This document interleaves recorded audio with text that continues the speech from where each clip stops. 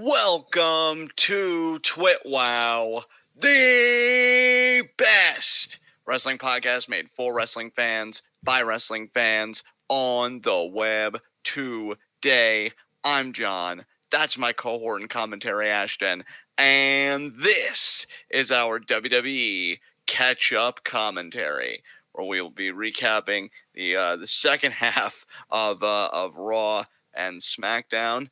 And yeah, a lot of interesting stuff on the road to Survivor Series. Crown Jewel is now beyond us. And yeah, a lot of stuff to unpack. So partner, how you feeling about it? Yeah, man. I know that we've got 2 episodes of Raw and 2 episodes of SmackDown, and both of those SmackDowns and one of those Raws happened after Crown Jewel. One of the Raws happened before Crown Jewel. So we are going to have to briefly touch on that. So I figure we can also use that as an opportunity to just kind of scrape over the Crown Jewel results so that we at least have some context for what we're going to be talking about in this commentary. It's nice to see some people showing up in chat. I see Alex Foster. I see Ella. It's good to see Ella here. Javaris, good to see you too, my brother. Alex Foster, of course. Glad to see you as well, man. Hoping that we can get a few more people in here because we really only talk about WWE like twice a month at this point. And so we're hoping that you guys that are interested in what we have to say about the product are able to show up to hear what we have to say. That all being said, John, I think I'm ready for us to get into our first little segment here. All right, brother. What are we talking about first? I just figured we would do like a heat of the night kind of deal, meaning we're basically going to start talking about all of the worst shit. All right. So what's the first piece of worst shit that we're covering here? Crown Jewel. Oh, let's make this quick. I'm serious because I remember how long the last catch-up commentary went, and I take like 90% of the blame for that. So let's get this quick. All right. So the biggest sort of bit of news to come out of Crown Jewel is that The Fiend is now the Universal Champion, and that's huge. And he is on SmackDown, and we can even just briefly talk about the fact that Lesnar beat Cain Velasquez, and then Rey Mysterio beat him up with a chair, and Lesnar went to Raw. So Heyman and Lesnar just bailed on SmackDown. They were just like, oh, what are you going to do? You can't stop us. So now Lesnar is on Raw, so our championship switched brands because The Fiend, a SmackDown superstar, won the Universal title off of Seth. So that's kind of the biggest news to come out of Crown Jewel and Crown Jewel Fallout is Universal Championship is now on The Fiend, and the WWE title is on Brock still. Obviously, he won it from Kofi, but now he's jumped ship to Raw. So the main world titles have switched place. Don't you love that they just, like, how can I put this eloquently? Like, because we've known this about WWE for a long time. They'll have a plan in place, and they'll get there in just the most convoluted freaking way possible. Like, They could have gotten to the same destination, dude, in such a similar way. But we just had to take this journey pretty much to end up right back at the beginning, I feel like. Yeah. So that's really all I've got to say about it. Like, I'm happy for The Fiend that he's Universal Champion. I'm happy he gets to stay on Raw because Heyman's clearly – I think Heyman's fine. Or excuse me, on SmackDown. So, yeah, I guess that's whatever. Brock on Raw, it doesn't matter. He rarely shows up anyway. So him switching brands is really nothing. And I'm happy he's world champion again, The Fiend. You know, it's great to see it on his shoulder. I feel like he's earned it for all the creative time he put into this gimmick. But, like, we really didn't have to make it this convoluted. If you just would have booked him to win in Hell in a Cell, which maybe they didn't because he really did have a concussion. I don't think I ever got a clear answer on that. But if he didn't, you could have just put it on him then. And then even if you had to put it on him on Crown Jewel, why even do the whole thing with like Brock to SmackDown or whatever? I don't know. I just feel like they really could have simplified this. And all this booking, well, I guess it's fine. It just brings us back to square one. So I'm just kind of annoyed more than anything. How do you feel about it? Yeah, I mean, there were so many better ways that this could have been handled. I see their logic as far as why they did what they did. They want if this was the end game, if the end game was we want Brock Lesnar as a world champion on Raw and The Fiend as a world champion on SmackDown, I mean, that's a hell of a path to take, but you literally could have just had The Fiend beat Seth at Hell in a Cell and then just and hell, they could have, even if they would have had to, they could have, moved forward with the Brock taking the title off of Kofi thing, and then they could have just fucking drafted them to the correct promotions, to the correct brands. Like, yeah, they basically wrote themselves into a corner and didn't know of a smooth way to get out, so they got out in the jankiest way possible, and here we are. Yeah, that's pretty much it. Yeah. So the other stuff that happened, though, Humberto Carrillo won the Battle Royal for the U.S. title shot, which he lost to AJ.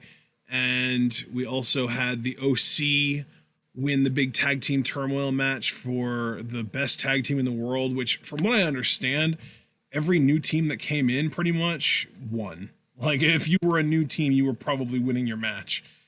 I think the New Day were the only team that lasted. Maybe Rudolph might have lasted more than one match, but I think the New Day were the only other team then that lasted. I think they lasted through 3 matches before losing.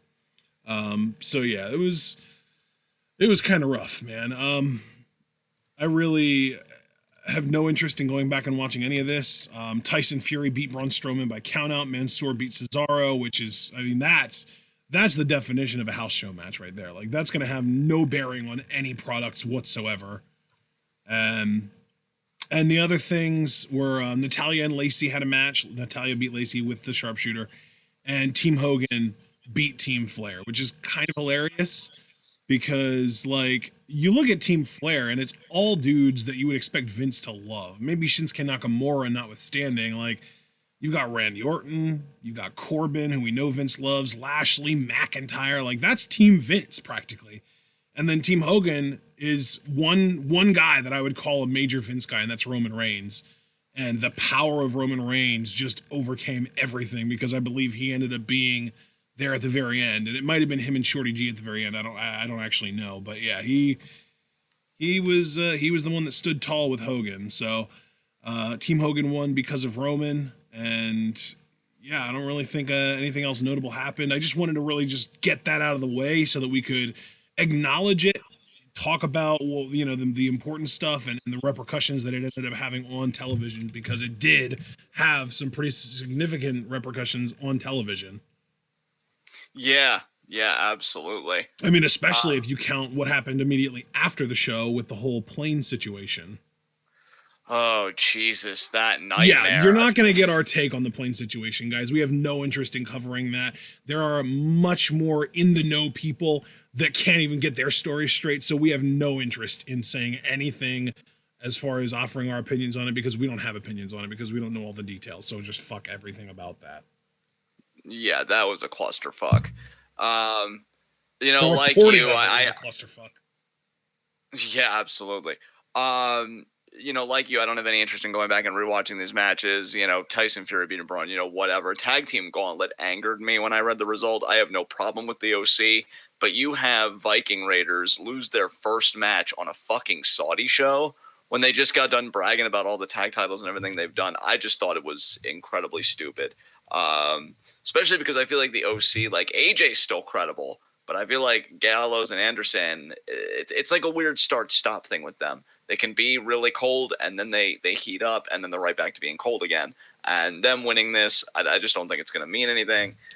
Team Hogan thing was fine. I guess a nice little precursor before Survivor Series, which admittedly Survivor Series is looking interesting. I'll be excited to talk about those angles in a little bit. And yeah, just really, I think one of the best matches really was Brock versus Cain Velasquez because of how short that fucking was. And it made Brock just look so credible, but it's still, they're still doing stuff with that because I know there's going to be a carryover. And we're going to talk about Brock still having his sights set on Ray because you already mentioned like Brock going back to Raw, which again, like it's just this convoluted path that could have been made a lot easier and a lot simpler. But you know, what point is there in that, right? So yeah, no, I'm just very apathetic towards Crown Jewel, which is why I said let's just get through this as quickly as possible because man, and we managed to get through it in maybe like 5-10 minutes. So that beautiful. Said, let us start actually talking about, and really let's mostly focus on let's kind of isolate the pre-Crown Jewel episode of Raw and just talk about that. We can kind of skim over that because that feels a lot less relevant since Crown Jewel happened. Paige opened the show, tried to take credit for the Kabuki Warriors having so much success, gets misted in the face by Asuka, and then we get Kairi versus Becky. Becky won with a disarm her. So that whole thing was probably the first 20 minutes of that Raw.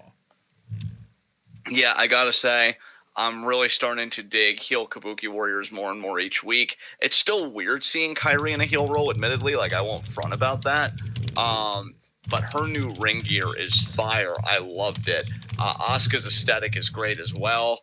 The Mist is still hit or miss with Asuka, but I did enjoy. The one she hit on Dakota Kai in NXT was hands down the best one she's ever done. Yeah, for sure. That was fan-fucking-tastic. But yeah, you know, I really enjoyed seeing Paige get misted. I thought that was fucking great. Because I really don't think that this iteration of Kabuki Warriors, nor the babyface version, really, I don't think any iteration really needed Paige. I get why she was kind of put with them, because it's like, oh, you'll cut promos for them. But especially now that they're heels, cutting promos in Japanese, like, I'm here for it. I just wish the promos would be subtitled somehow. But, you know, we live in an internet age. I'm sure people get a hold of them and they translate them later. So I thought it was a really well done segment. Becky versus Kairi. Ultimately, I really like the match. I wish Becky wasn't as dominant in some parts of it, especially with Kairi playing the heel. I feel like Becky could have had a bit more of a struggle and then kind of a comeback. Yeah. My favorite sequence. Yeah, my favorite sequence in it easily, and obviously I'm biased being a huge Kairi fan, was her locking in the anchor the way she did. I mean, she locked that in so smoothly, making it look like nothing. And it's great to see the most committed to the anchor I feel like we've ever seen Kairi. Like she has attempted to go for the move before, but I don't think she's ever locked it in that deeply that we've seen, at least, you know, televised, whether it be NXT or a Takeover or SmackDown or whatever. I think that was like the most she's ever locked in the anchor. Yeah, absolutely, man, without a doubt.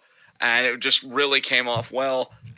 Becky winning, you had to expect it, especially because they seem to be teasing something with her and Asuka down the road. It's like she's been looking past Kairi, which, you know, does irritate me on a certain level, obviously, but it's whatever. I'm just happy to see Kairi on TV and getting extended match time and carrying a championship on top of that. Like, honestly, given where she used to be, I'll take this for right now, but I'm sure there'll come a time where I'm demanding even more. That's just how fandoms work. Yeah. But solid matchup, good stuff for Becky and Kairi.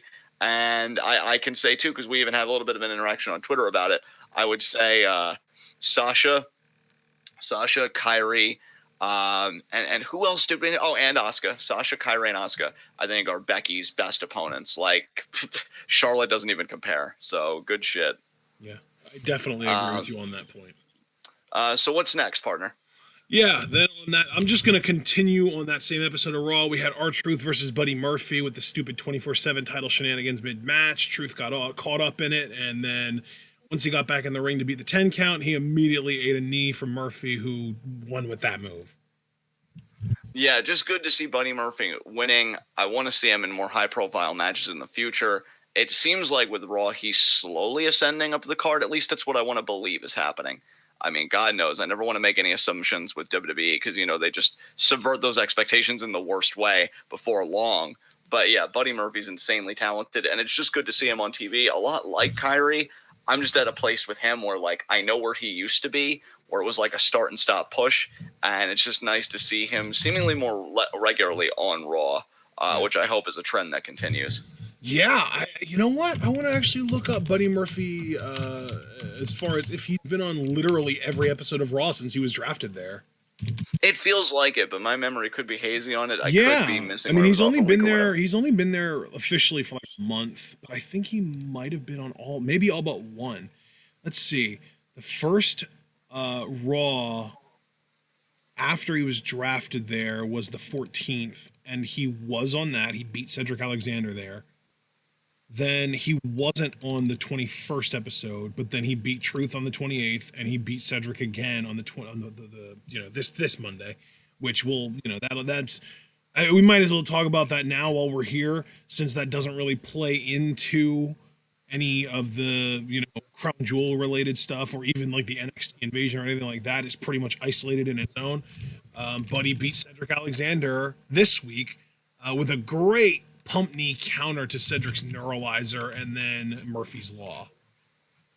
Yeah, great stuff. Loved seeing Buddy win. I like Cedric, but I feel like Buddy Murphy is more the focus right now. I think as he should be.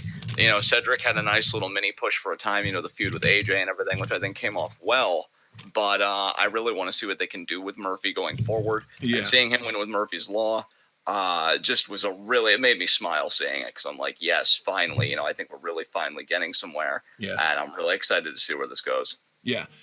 So then we get an AOP video promo. I really like what they've been doing for these guys, but I'm also really worried that it's going to be like a Sean O'Hare situation where they're really good at the pre-taped stuff but can't do it live. Because like, where was this? Like I feel like and they stuck them with Paul Ellering and everything, and it just never really led to anything as far as they go. But these have been great. I thought this was really good. They're talking about how all these teams are feeling. I can't remember the word that they use, but they're basically saying that all these other teams are scared of them because they don't speak English, because they're speaking in their native languages, and they just say that's a good thing. We want to be feared. Like it was a great little promo, and invoked a lot of intimidation, I think, from these guys that really just makes them feel super legit. It's weird because they haven't even had a match, and yet I can't help but feel like they're on a collision course with Viking Raiders. Yeah, I mean, you'd think that was inevitable.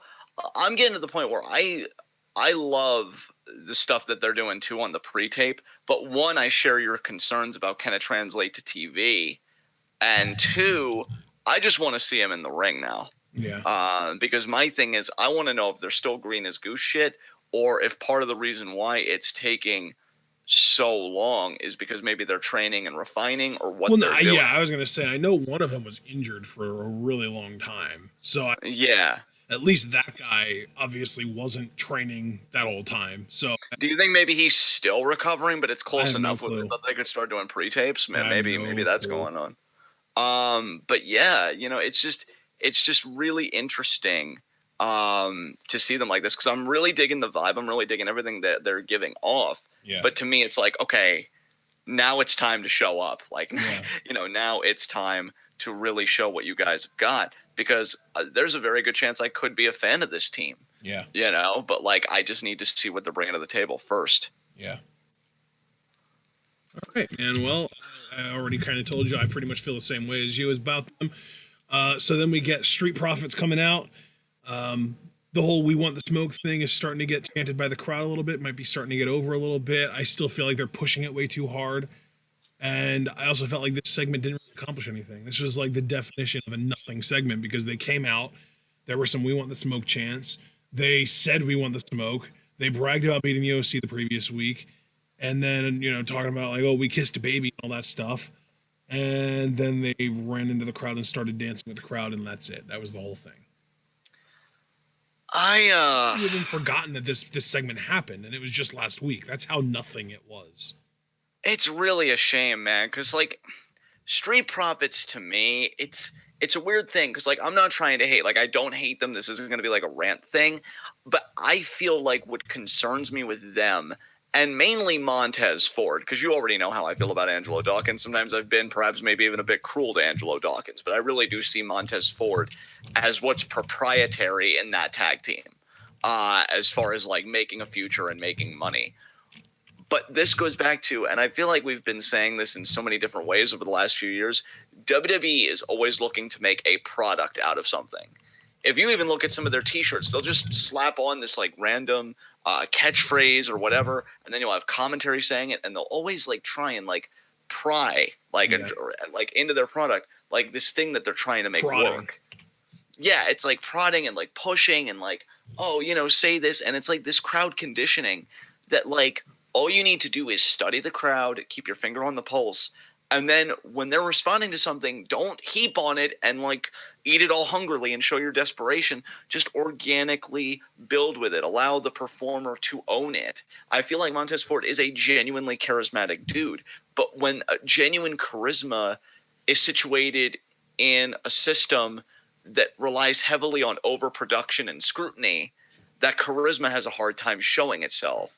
And I think Montez Ford suffers from that kind of system. I've been hearing comparisons with AEW and WWE, that AEW is more freeform in their promos. And that's what a lot of people attribute to the great promos we've been getting from Mox. And, a lot of people love the Cody promo this past Wednesday. Whereas WWE, it's like heavily scripted stuff. And I'd love to know what the situation with the Street Profits is, because I'm assuming it's that.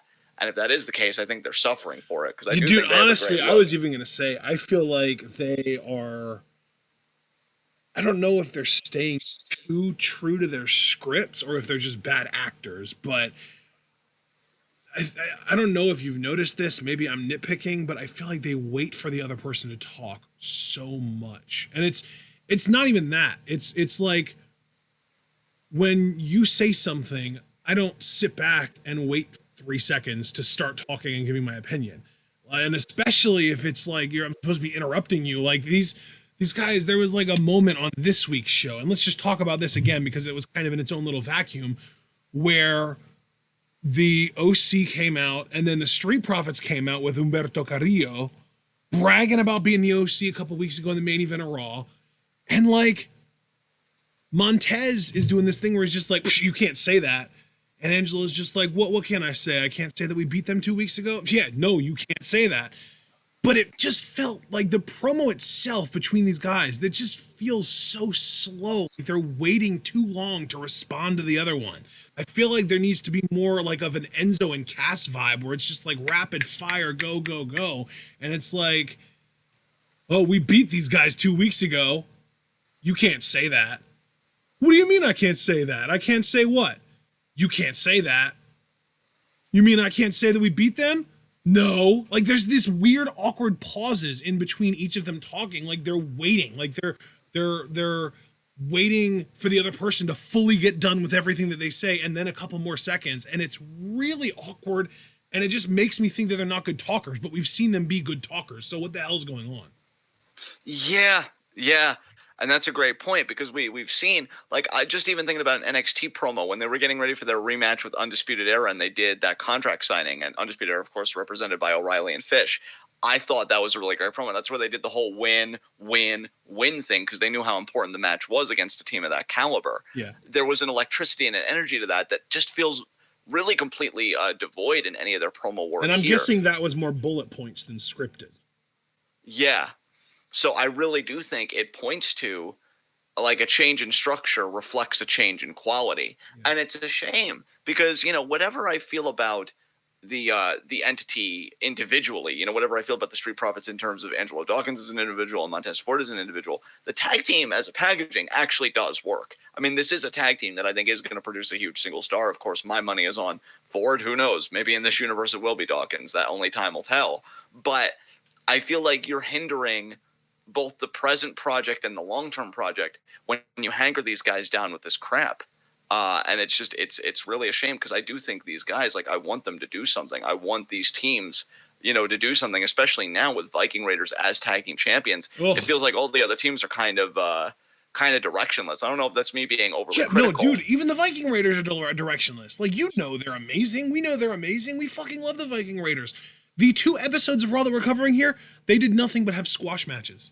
Like which I don't get at all. They cut a brief promo on this week's episode just saying, like, you can't stop the raid. But, like, they're your Raw Tag Team champions. They don't need to be squashing local talents. Yeah. I mean, hell, they should be squashing, like, named teams. They should be squashing Hawkins and Ryder, not fucking local talents, for fuck's sake. Yeah, it definitely feels like a regression. Like, you win the tag titles, and yet you're already back to that local competitor segment type bullshit. Yeah. I don't, it's almost, I think that, though, is why I feel like the AOP and the Viking Raiders are on such a collision course. Because the Viking Raiders, maybe the story is they're facing these local talents because nobody on the roster is dumb enough to want to fight them. And with AOP, nobody wants to fight them, so maybe they fight each other. That's the only reason that I feel like they're on a collision course, because AOP have been literally not fighting anybody, and the Viking Raiders have been out there fighting a bunch of nobodies. So it's like collision course because they can't find anyone the hell else to fight. Yeah, God. But see, though, you said something. God, I wish I could remember. I wish I could fucking remember what you were talking about. Maybe it was like our Patreon request for Judgment Day or something, but like how somebody got a great reaction and you said that's why it's important to build more than one entity up, because then when one person goes down, you have other stars that could step into the role. I wish I could remember. That was probably about New Japan, right? Because of Kenny leaving. Yeah, you know what? I think it was. I think it was New Japan or something like that. And you said, and because I think it was the segment with all four guys in the ring, and I was mentioning the heat Jay White gets and the pops everybody else gets, and you're like, well, New Japan, like they've built up multiple people, and I know that like it's a weird parallel to invoke when we're talking Actually, about the tag dude, you know division. what I bet it was? I bet it was the Q&A where I was talking about how broken the NXT Performance Center is because WWE doesn't try and make stars the way New Japan does. Right. And I know it seems like a weird parallel to invoke when we're talking about the tag division, but I think that principle is kind of like a current that runs through every division. Yeah. Because we don't have many studded teams, you know, now fucking Viking Raiders are left doing this shit while we're waiting for AOP to step up when you should have quality filler in the meantime. See, that's the thing. If you're a fan of any kind of long-running series, which WWE claims to be with Raw and SmackDown, you know that inevitably there's going to be filler. But WWE should have good filler with more quality performers and like teams in every division rather than just padding it out with this worthless crap. It's really boring, and I think it's a complete downgrade for Viking Raiders when they just really seem to be cooking and you know, heating up on all cylinders. It's kind of sad. Yeah, I don't get how the OC beat them in that gauntlet match and then the OC didn't get a Raw title shot. I don't understand it at all. I don't understand that either. Like, you're going to have them get beat, which I already disagree with again, even though I know they kind of worked it with... I definitely thought like they were going to win. And the thing is, they were the last team to come out, and they still lost to the heels. Yeah. Or no, actually, you know what? I don't think they were the last team. I think they were the second last team. Yeah. No, they were the last team. They were literally the last team to come out. So the OC had already been in a match with the New Day, which they won. And then the Viking Raiders come out and can't get the job done against the OC. Yeah. So the OC beat the Viking Raiders after having already had a match with the team that ended up becoming tonight the SmackDown Tag Team Champions. So you mean to tell me the OC aren't very clearly owed a Raw Tag title shot, even if they would lose? And I would expect them to lose. I would hope that you would have the Viking Raiders retain in that match. But you mean to tell me the OC haven't earned a title shot? Really? Yeah. I don't really get that as well, man. Like, you're gonna do something like that. They're just so caught up with the Street Profits that they're not bothering. Yeah. Which is why I say again, like, okay, fine. Put the Viking Raiders against other established named teams like, I already mentioned them, Ryder and Hawkins. You have the Ascension, put them against them. You have Shelton Benjamin, find someone for him to team with and put him against him and someone else. Like, you should be having the Viking Raiders establishing that it doesn't matter what Raw team comes after them, nobody can beat them, so that when a team finally does really go after them, it seems like a real challenge, it's a big deal. But when they're just beating local talents, I feel like anyone could beat them. Yeah, exactly. It's like the freaking Patriots going into the Ravens game. It's like they haven't beaten anyone, and the Ravens squashed them. So how legit are the Patriots, really? Yeah, exactly. It goes back to that old booking philosophy. If you beat somebody that's presented or that you call a nobody, well, then you don't look good because you just beat a nobody. Yeah. But if you beat a team, you know, again, keeping it in the tag division, that like you credit as being an amazing team or that's presented by the product as this incredible, formidable team, then you look fucking great, which is why, you know, kind of going back just a second to Becky Kyrie, by Kyrie being allowed to look that good in an extended match with Becky, it makes Becky look even stronger long term because, wow, this woman was really competitive with me. But when you make Viking Raiders just beat fucking local teams and stuff like that, it's like, well, what does that say about the tag team champions? Yeah. So, yeah. It's a problem. What came after this, man? We had Ricochet versus Drew McIntyre on that first show. And there was no finish because Randy Orton randomly showed up to RKO Ricochet because it was building up for Crown Jewel. Yeah, that RKO, man. Damn. Oh, yeah. Ricochet landed right on his dome. Great sell there. Chrome dome.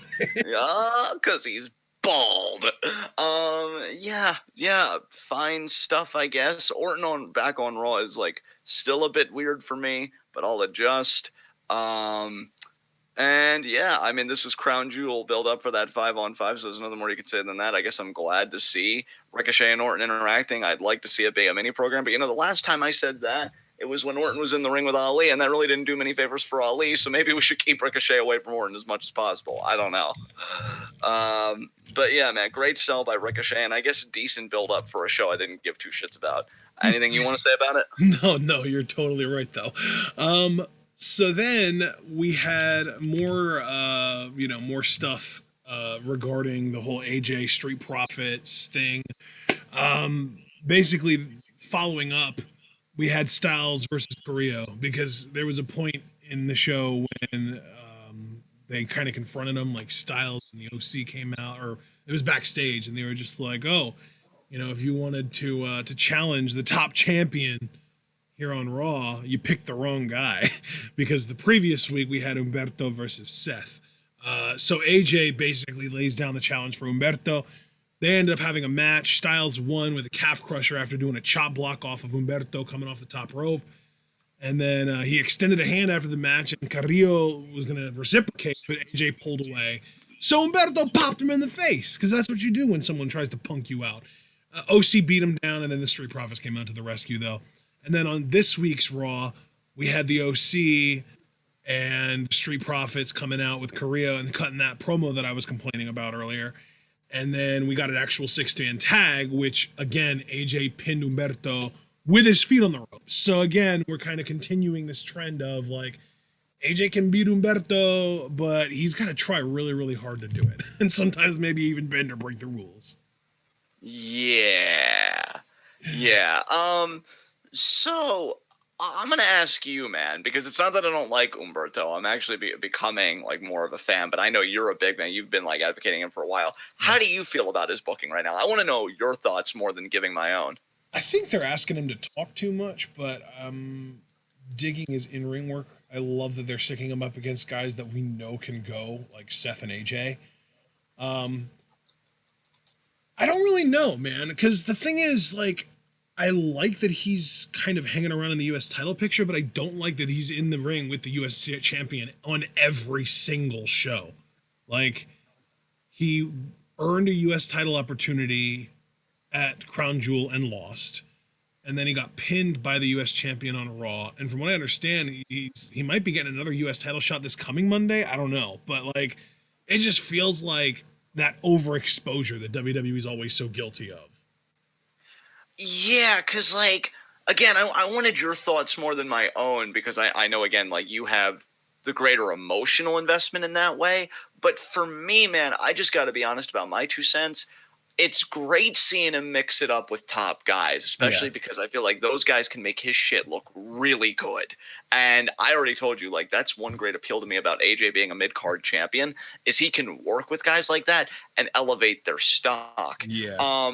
What I don't like is, and maybe I'm expecting too much, but like, I want to see him win at least, because I feel like he hasn't been able to pull off that big win yet. I also think that from an opportunity cost standpoint, I would almost rather see he and Buddy Murphy's roles reversed. Like, I would rather see Humberto picking up random wins against lower card guys. Truth and Cedric are the guys that Murphy's beaten recently. And I would rather see Murphy mixing it up with AJ Styles, because we know Murphy can go on the mic. Like, he's not an amazing mic worker. Like, he's not fucking CM Punk on the mic or anything. But I think he'd be much more able to hold his own against AJ on a mic than Humberto. And the matches would be just as nuts, if not even more nuts, because Murphy has, I think, a little bit better pacing in the ring than Humberto. But I just would rather see Murphy in that spot, because he just feels more credible to me. It feels like he has more earned that, like, upper mid-card challenging for a mid-card title spot than Humberto at this point. And I love Humberto, and I think that he's the future, but I think Murphy's the present. I think Murphy needs to be pushed to the moon now, and they're just kind of randomly putting him in matches against people with very little credibility. I would have to agree with you there, especially when you look at where these guys came from. Like, you could very easily get Murphy in this spot if he had a backstage altercation with AJ where he said, hey, when I was on SmackDown, you could even have him kind of do a bit of a work shoot.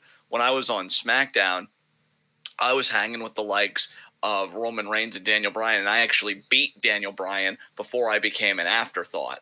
I'm not about to let the same thing happen on Raw. So, AJ, I'm gunning for you right here, right now. And then you get a program where AJ, even at this late stage of his career, again, the beauty of him holding the mid-card title, he would put Buddy Murphy on the map. He would be the Raw version of what Roman Reigns did for him in that match. He would make him look so good that everybody would be talking about Murphy after the fact, and I feel like you can make a legitimate program. Conversely, while Humberto's got a great look, he's young, insanely talented. I mean, let's not kid ourselves. He is coming from 205 Live, and he's not even a former Cruiserweight champion.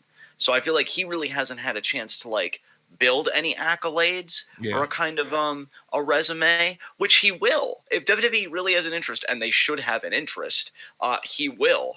Then again, that just reminds me of how hard I've advocated for Andrade, and we see where we are there. But maybe that'll change. We'll get around to Andrade. Trust me, we'll get around. We will, yeah, because we do have stuff to talk about there. Yeah. But like, I totally get where you're coming from, because even just putting it in a more kayfabe sense of like, okay, we're doing this shakeup, and there should be these guys with these chips on their shoulder. I think Buddy Murphy absolutely should, with what he was able to achieve on SmackDown when he actually got opportunities relative to Humberto. And then in the meantime, you could build Humberto in the mid-card. Like, imagine if, because again, we are going to get to the Andrade stuff, rather than what Andrade's doing now, which is okay, I guess, he feuded with Humberto. And like, I still feel they would have the same effect of introducing Humberto to a lot of people, and the matches would be fucking bangers. But like, you could build him up that way and also give Andrade something more worthwhile to do, in my opinion. By the way, I would just like to add in a little tidbit here. Buddy Murphy beat Daniel Bryan in less time than it took for Adam Cole to beat Daniel Bryan. Yeah. So Buddy Murphy greater than Adam Cole confirmed. I mean, really, let's Buddy Murphy should be challenging for the NXT Championship. Let's just put all the cards on the table right now. Yeah, absolutely. No, I see what you're driving at, man. I'm here for it. I'm picking it up. But yeah, I mean, I just wanted to say, though, I guess more succinctly, I get where you're coming from about like wanting Buddy Murphy in this spot, because I feel like it would just be more organic that way. And this is why I feel like when WWE aspires for something, they can be their own worst enemy at times, because I think it's very obvious they want Humberto to have a future. They want to get a lot of mileage out of him. And I do think they will. Again, it has nothing to do with Humberto, but you might be pushing too hard too fast. And I would like him to maybe work that way up. Like, I feel like him stepping up to a guy like AJ should have been a bigger deal than just something that immediately comes after him losing to Seth Rollins. Yeah. He didn't step to AJ. AJ stepped to him. Well, AJ stepped in, but I guess what I'm trying to say is, like, they shouldn't have written it that way. Like maybe after the loss to Seth, and then maybe you cool it a little bit. Like, you gave him a fire debut, but then you kind of recalibrated it a bit, and then the next time he has something. Well, and that's big like more that, what I was saying. Is I wish Murphy would have gotten the same exact booking that Humberto's getting from the start. Like, I wish it would have been Murphy in that first match against Seth. I wish it would have been Murphy that had that awesome showing. And then, AJ stepped to him instead of Carrillo. Like, literally just swap Humberto and Murphy since the draft on everything. Right. Yeah, so we'll see where it goes. I'm very curious what will happen with Humberto from here, and even more so with Murphy, because, again, he did beat Cedric on the latest Raw, but I want to see him get in a big-time feud. Honestly, if they're going to... He's undefeated on Raw, too. So what I was getting ready to say, though, was if they're going to do a big Raw versus SmackDown and maybe versus NXT 5-on-5, I don't know how that's going to go. Yeah, I don't know how that's going to go either. I'm curious as well, because they just keep saying, like, oh, Team SmackDown, Team Raw, but we don't know if there's going to be a Team NXT or not. But if there is going to be a 5-on-5 of any kind, because I know they're doing one for the women based on SmackDown tonight. Yeah. I want Murphy on Team Raw. Like, give him that fucking spot. I want these people in big freaking spots. Definitely. Murphy and Alistair and Andrade. All three of those guys need to be on Team Raw if that's a thing.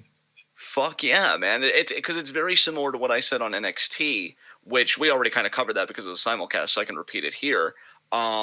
I wanted Swerve to beat Dijakovic. Yeah. Like, I wanted him in War Games. I don't think he will be now. I do think that'll go to Dijakovic, which is fine. Don't get me wrong. The match quality is still going to be high. But I feel like Swerve, like a guy like that with the talent that he has, he needs just that one fucking match to tell everybody who he is. And I feel like they missed the boat. And that's like a rare thing for NXT, because for all my complaints, I feel like they do have their finger on the pulse pretty well most of the time. And it's the same thing with Raw here. Like, I think you'd be making a big mistake if you did not have Murphy and the 5-on-5 that I'm assuming they're going to do. So here's to hoping. Yeah. All right. Let's move past this. Let's talk about the women. Actually, I skipped ahead. Let's talk about Andrade and Sin Cara because they've been kind of interlocked in a feud for the last three Raws. The first one we had Andrade beating Sin Cara straight up with Zelina's help. Then last week we had the debut of Carolina, who Vic Joseph cannot pronounce correctly. He calls her Catalina every time, but her name is Carolina, which is Carolina with a Spanish accent, because she's Spanish, guys. And she's also only 19 years old. So, yeah, I found that out on a message board the other day. And she is basically Sin Cara's valet now to try and negate the Zelina advantage that Andrade has, but it didn't work, and it hasn't worked yet. You know, last week Zelina tried to distract the ref, but Carolina was able to negate her. You know, did the old power bomb into the barricade. It was really sick, and that distracted Sin Cara though more than it distracted anyone else, and it allowed Andrade to get a roll up with his feet on the ropes. So that wasn't great.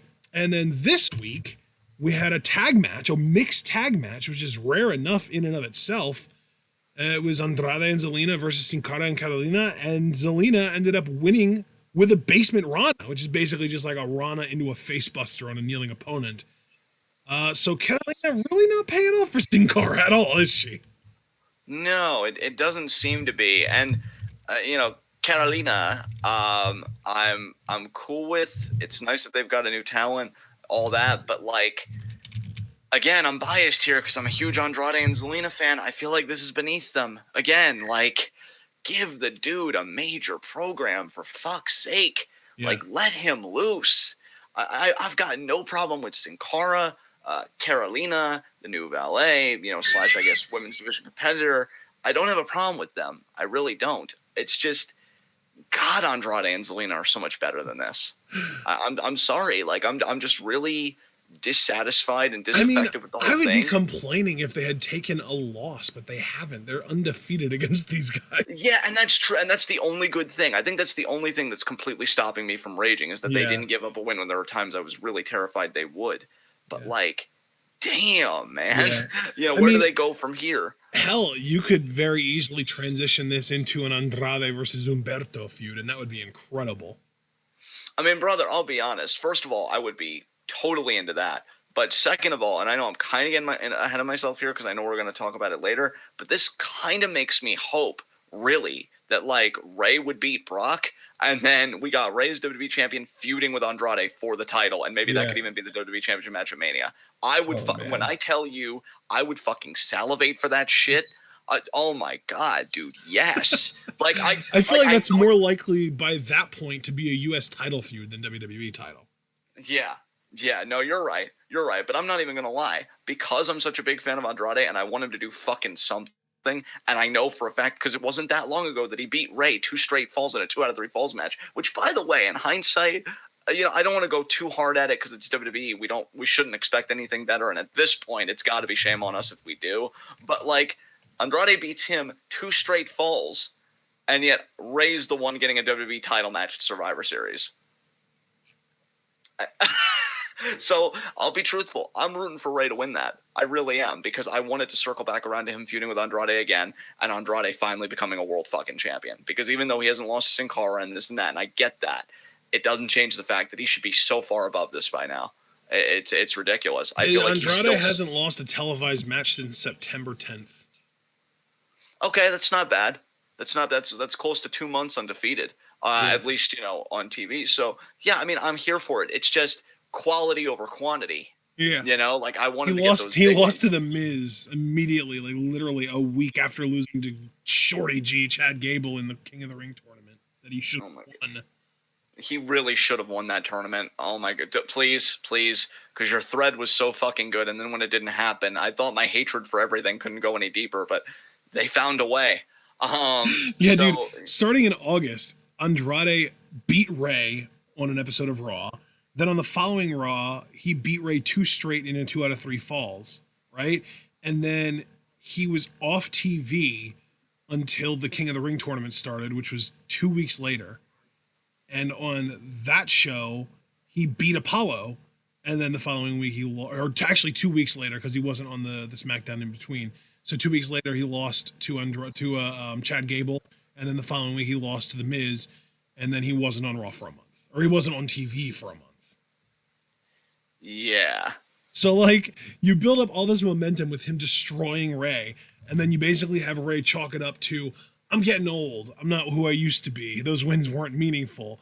And then you show how not meaningful those wins were by having his next 2 matches be losses. Or 2 of his next 3 matches, I should say, be losses. Like, congratulations, Andrade. You were able to defeat Apollo Crews. And then you immediately lost to Gable and The Miz back to back. And only since he's been drafted over to Raw has he been back on the winning side. So, like, unfortunately, and I hate to say this, but it almost feels like they're trying to build back his credibility after him losing 2 straight, including the quarterfinals of the King of the Ring to Chad Gable. Yeah, and you know what? Since we're already talking about it, I'm just going to take my moment now to say this. I wish I had enough trust in WWE to tell a kind of story where, like, you know, Ray has these doubts about himself, like, oh, I should retire. I can't go at that level anymore, blah, blah, blah. And then he starts winning, and then it's this big comeback story of him becoming WWE champion, which, by the way, has nothing to do with his doubts about himself, which is already mistake 1. This is more about a grudge feud because, you know, Brock assaulted my son. Well, maybe your son shouldn't be such a baby back bitch. And they could have made it like a big, fuck Dominic. They could have made it this big comeback thing, like, oh, does Ray have one more title win in him, especially because his last run with the WWE title was like a fucking catnap. You know, you blinked and you missed it. And it could have been this big thing because Brock doesn't need to be champion anymore. Like, he really doesn't. You can have him on the exact same schedule and the exact same name value without the title. Like, you really could. Like, in fact, I think Brock's bigger matches are just those that wouldn't even involve the title because I just don't see the guys I would want to see him work with getting the title that quickly. Like Matt Riddle first and fucking foremost. Yeah. You have Ray win the title. Then you have Andrade interrupt the celebration. You know, Ray, you were all talking about retiring and you can't go anymore. And you know who put you in that state of mind? I did when I beat you 2 straight. And I know I can beat you again for that WWE title. It's so easy. It's so easy. And I just don't think they're going to do it. And if I think about it too long, it aggravates me. And I just shouldn't for the sake of my health. But yeah, Andrade and Zelina, they did this. They haven't lost a match, which again, all great. But I want to see them do more because they're so good, dude. They are so good when they're allowed to be. And I just want them to be allowed to be. That's really where I'm coming from. Yeah. So that's all I got. All right, man. Then we can move on to the women. Like I originally said, Charlotte and Natalya beat the Iconics on the first Raw that we're talking about, with Natalya submitting Billy with the sharpshooter. Then we had Natalya and Lacey Evans have a match at Crown Jewel, which was this big momentous thing. And then on this week's episode of Raw, we had Charlotte and Natalya beat the Kabuki Warriors in a non-title match where Asuka tapped out to Natalya's sharpshooter. So fuck that. Thanks, I hate it. I've really got to blame Dominique Adams here, who completely torpedoed my fucking mood on Twitter because he was like, oh, you know, I bet you Charlotte and Natalya are going to win the women's tag titles because the women's tag titles are the only championships that Charlotte hasn't held yet. And then when she does that, she'll have a whole completed set. And I'm like, fuck me. You know they would. You know they absolutely fucking would do it because they just love her so much and they want to keep that presentation of her as the greatest of all time, which I'll never understand. It pains me every day. Don't like them beating the Iconics. I wish the Iconics were taken more seriously. It is what it is. You know, but then them beating Kabuki Warriors, you know, obviously I don't like it from the fan perspective because if I had it my way, Kyrie would win every match, but there's no drama and no excitement in that. And I get that, you know, in order to have title defenses, you need to set up contenders. So I guess my real problem is, like, you know, Kabuki Warriors, I think, are one of the best things in the division. I would even argue at this point in time, they're the best thing in the women's tag division. They're definitely the most entertaining right now, I would say. But, like, again, and I don't even think it applies to this division. I think you could say about other divisions, we have no depth whatsoever that we have to fall back on this trope of, oh, if you beat the champions, then you're a contender. Like, really? If you beat the champions, why aren't you just then the champions? I feel like contender is just like, what's this word I'm looking for? It's this vacuous concept because, like, if you've already beaten the champions, you've already proven you're superior to the champions. Ergo, take the fucking title. Well, I don't. I think that Yeah. there's also like a sample size issue where like anyone can get one win. You know, it's like a fluky thing, but you know, if you want to really prove that you're actually the better team, then you got to do it twice in a row. I kind of get that. I mean, I get that too, I guess. It's just, why does it always have to be, we beat the champions, now we're contenders? You know, I would like to see multiple claimants to one spot. You know, if we had a division of more substance and more depth, again, you could have. I mean, they also beat the Iconics and they're former tag champs, so. True, but I don't want to go there because I think you could also have criticisms about their reign and how they were presented. But I would just like, you know, a team to come out and be like, no, we should be number one contenders, and then you do that. The division just still, even after all this time, feels very light. But of course it does, because it was always said that like Vince never cared about it. So, you know, what are you gonna do? Yeah. But yeah, I mean, I could complain about them beating Kabuki Warriors, but they need challengers, and this is how WWE establishes challengers. So now my bigger hope is, I just hope they retain the titles when it becomes time, you know, for them to defend it against this team. So we'll see what happens. Yeah. All right. Let's move on to well, we did have a quick Aleister Black promo. It's the same old, same old. He talked about how the definition of madness is doing the same thing over and over, expecting different results, but I don't want the results to change. And then he said that one of two things is going to happen. I'm either going to introduce my opponent to the meaning of fear, or they're going to come running at me, fully prepared to fight. And like, I just want him to fight. I don't need to hear how much he wants to fight. I just want to see him do it, man. Why aren't they making money with him yet? I don't understand. Oh, because like, Vince is allergic to money made a legit way. He only wants all of his money to come through blood money. Yeah. God, Aleister must have tanked the interview. I just asked him, how do you feel about trampling human rights? I'm against it. Is that a problem? Well, that's not very Satanist of you then, is it? What the hell kind of gimmick is this shit, you phony? I don't think you've read the literature. I am Vincent Kennedy McMahon. Damn it, I'm smarter than you. But even just to backtrack, when it's like, no, I don't think I am. Vince is just like, oh, beta cuck mid-carder for life. And like, that's fucking like, I'm not saying this. All Vince would have to do is see that Aleister's got a ring on little fucking Hispanic Stratus herself, Zelina Vega, to know that that's not true. Yeah, really. But like, fuck me again, man. We can't have nice things. I just see this guy. I wonder if Vince is trying to break up Aleister and Zelina the same way that he's been trying to break up Rusev and Lana for years. Like, that beta cuck doesn't deserve her. I really don't want to say the most awful shit that like we can say in our capacity as commentator, like about Vince. He makes it so fucking hard, though. Like, yeah. Why do you make my job of being a decent person so fucking hard? And I know out of context that would be like, wow, that's really toxic. You're in control of your own actions. But here, no, I don't think I am. Because he's so awful. You provoke me, you piece of shit. God. Oh. I just want, like you, man, just to circle back around, just so you know that I heard what you said. I'm with you. I just want Aleister to fight people. I want him to kick heads off, and I want him to send messages. I want him to walk up to AJ. And I want him to win championships, damn it. Yeah. Like, I want AJ to walk up to him like he walked up to Humberto, and like, don't even let him get a word out. Like, he could look to the side for 2 seconds and laugh with Gallows about something, and then he turns back around. And then bam, turn around into head kick right up. Yeah. Exactly. And then Gallows and Anderson just look at him like, what the fuck just happened? And it's like, yeah, tell your friends. And he just walks off. You know? Like, fuck his shit up. And it just doesn't happen. Because again, we're not allowed to have nice things. God damn it. So that was a thing, and I'm trying not to get angry, but like, he's so talented. He's so talented. And I'm just like, we're doing the same shit. Again, we're doing this shit. Oh God. I'm gonna transform. Okay, what's next? Don't do that. Seth Rollins tried to pump himself up for his match with Rowan, and then with the Fiend, and then we had our match between Seth and Rowan. It was Falls Count Anywhere, and Seth won via a forklift.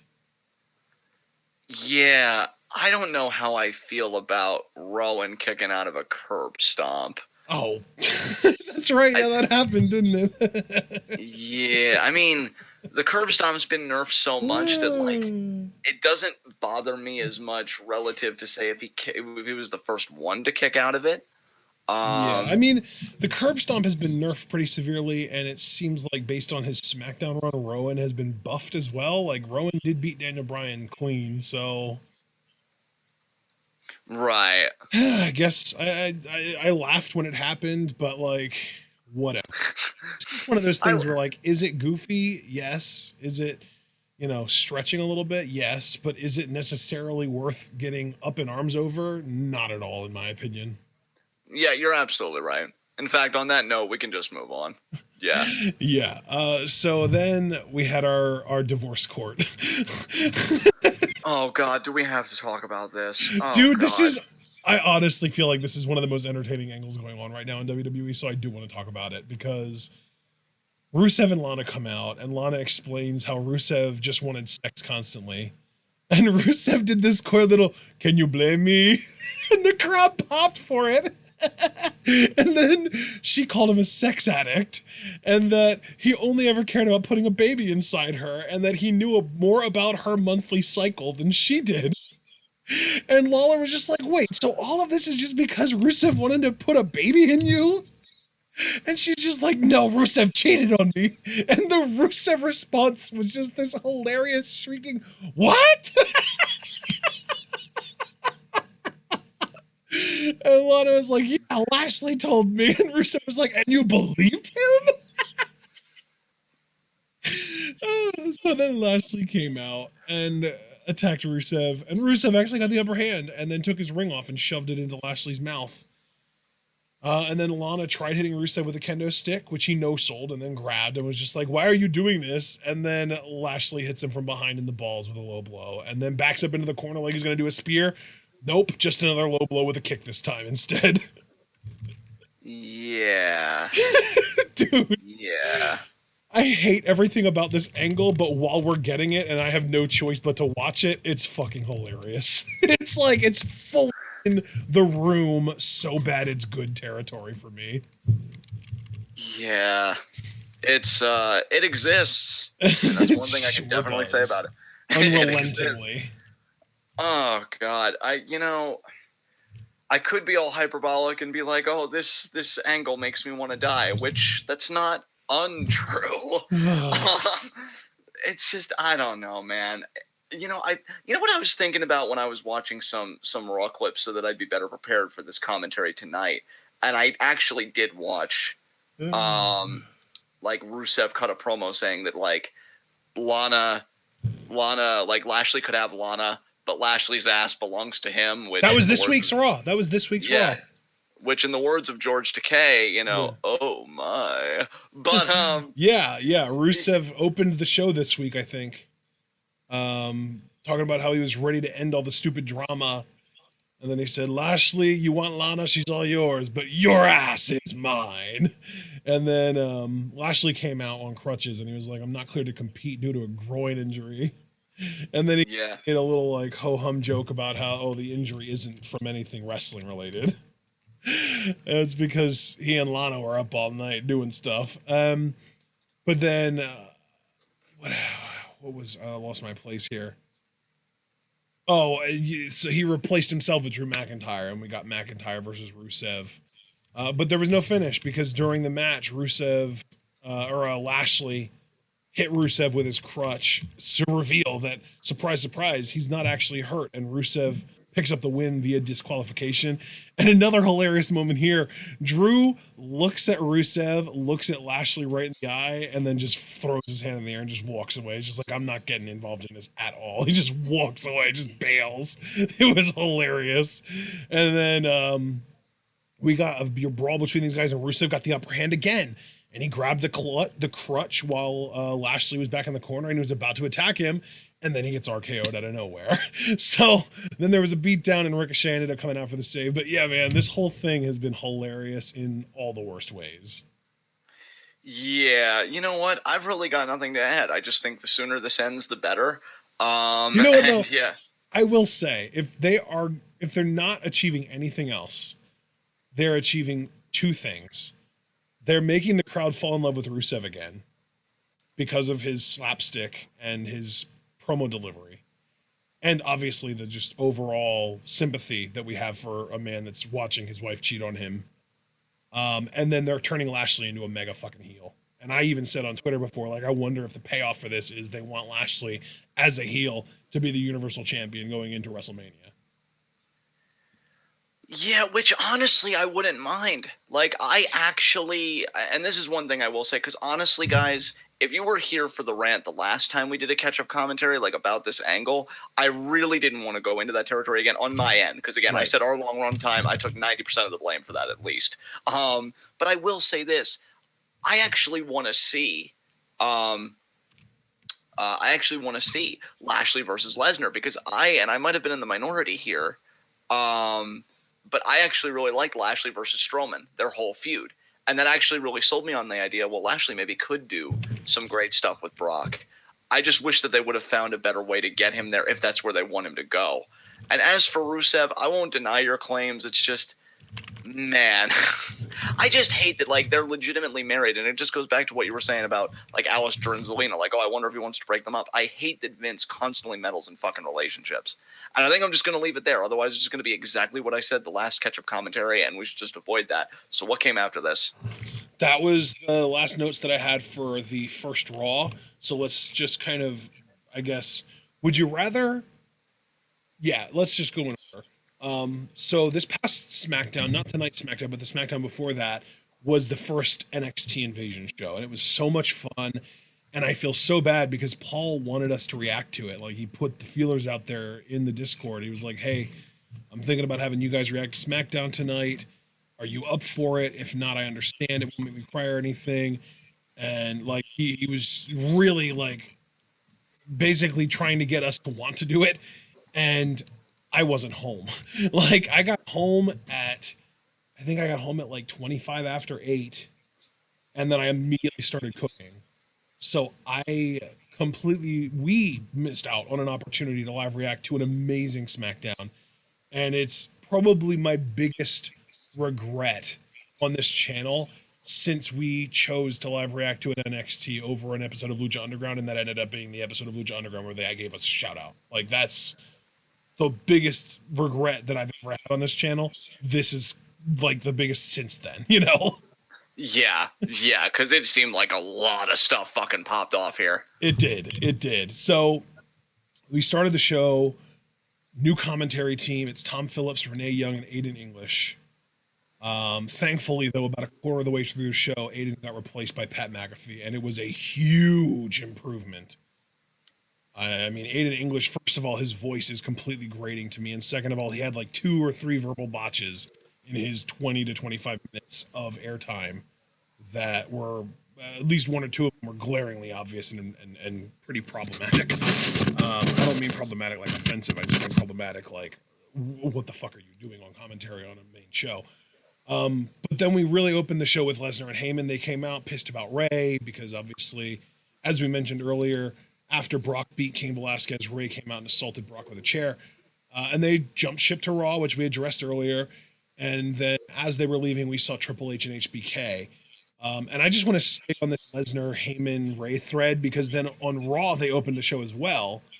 And Lesnar, or Heyman basically just says that like they're looking for Rey Mysterio, and they start going around in the back, you know, threatening people, throwing people around, trying to find Rey Mysterio. And then later on in the show, they come out to confront Jerry Lawler, asking him where Ray is. And Dio Madden comes to Lawler's defense and stands up to Brock, but gets F5 through the announce table for his troubles. But then as soon as that's done, and it looks like Brock has let his guard down, Ray comes out and attacks Lesnar's knee with a PVC pipe. And then after that, cut a promo challenging Brock for the WWE title at Survivor Series. So lots of stuff going on there. But the important stuff is Lesnar and Heyman are on Raw. Dio Madden is out injured because of an F5 through a table. And Rey Mysterio is Brock Lesnar's challenger for the WWE title at Survivor Series. Yeah.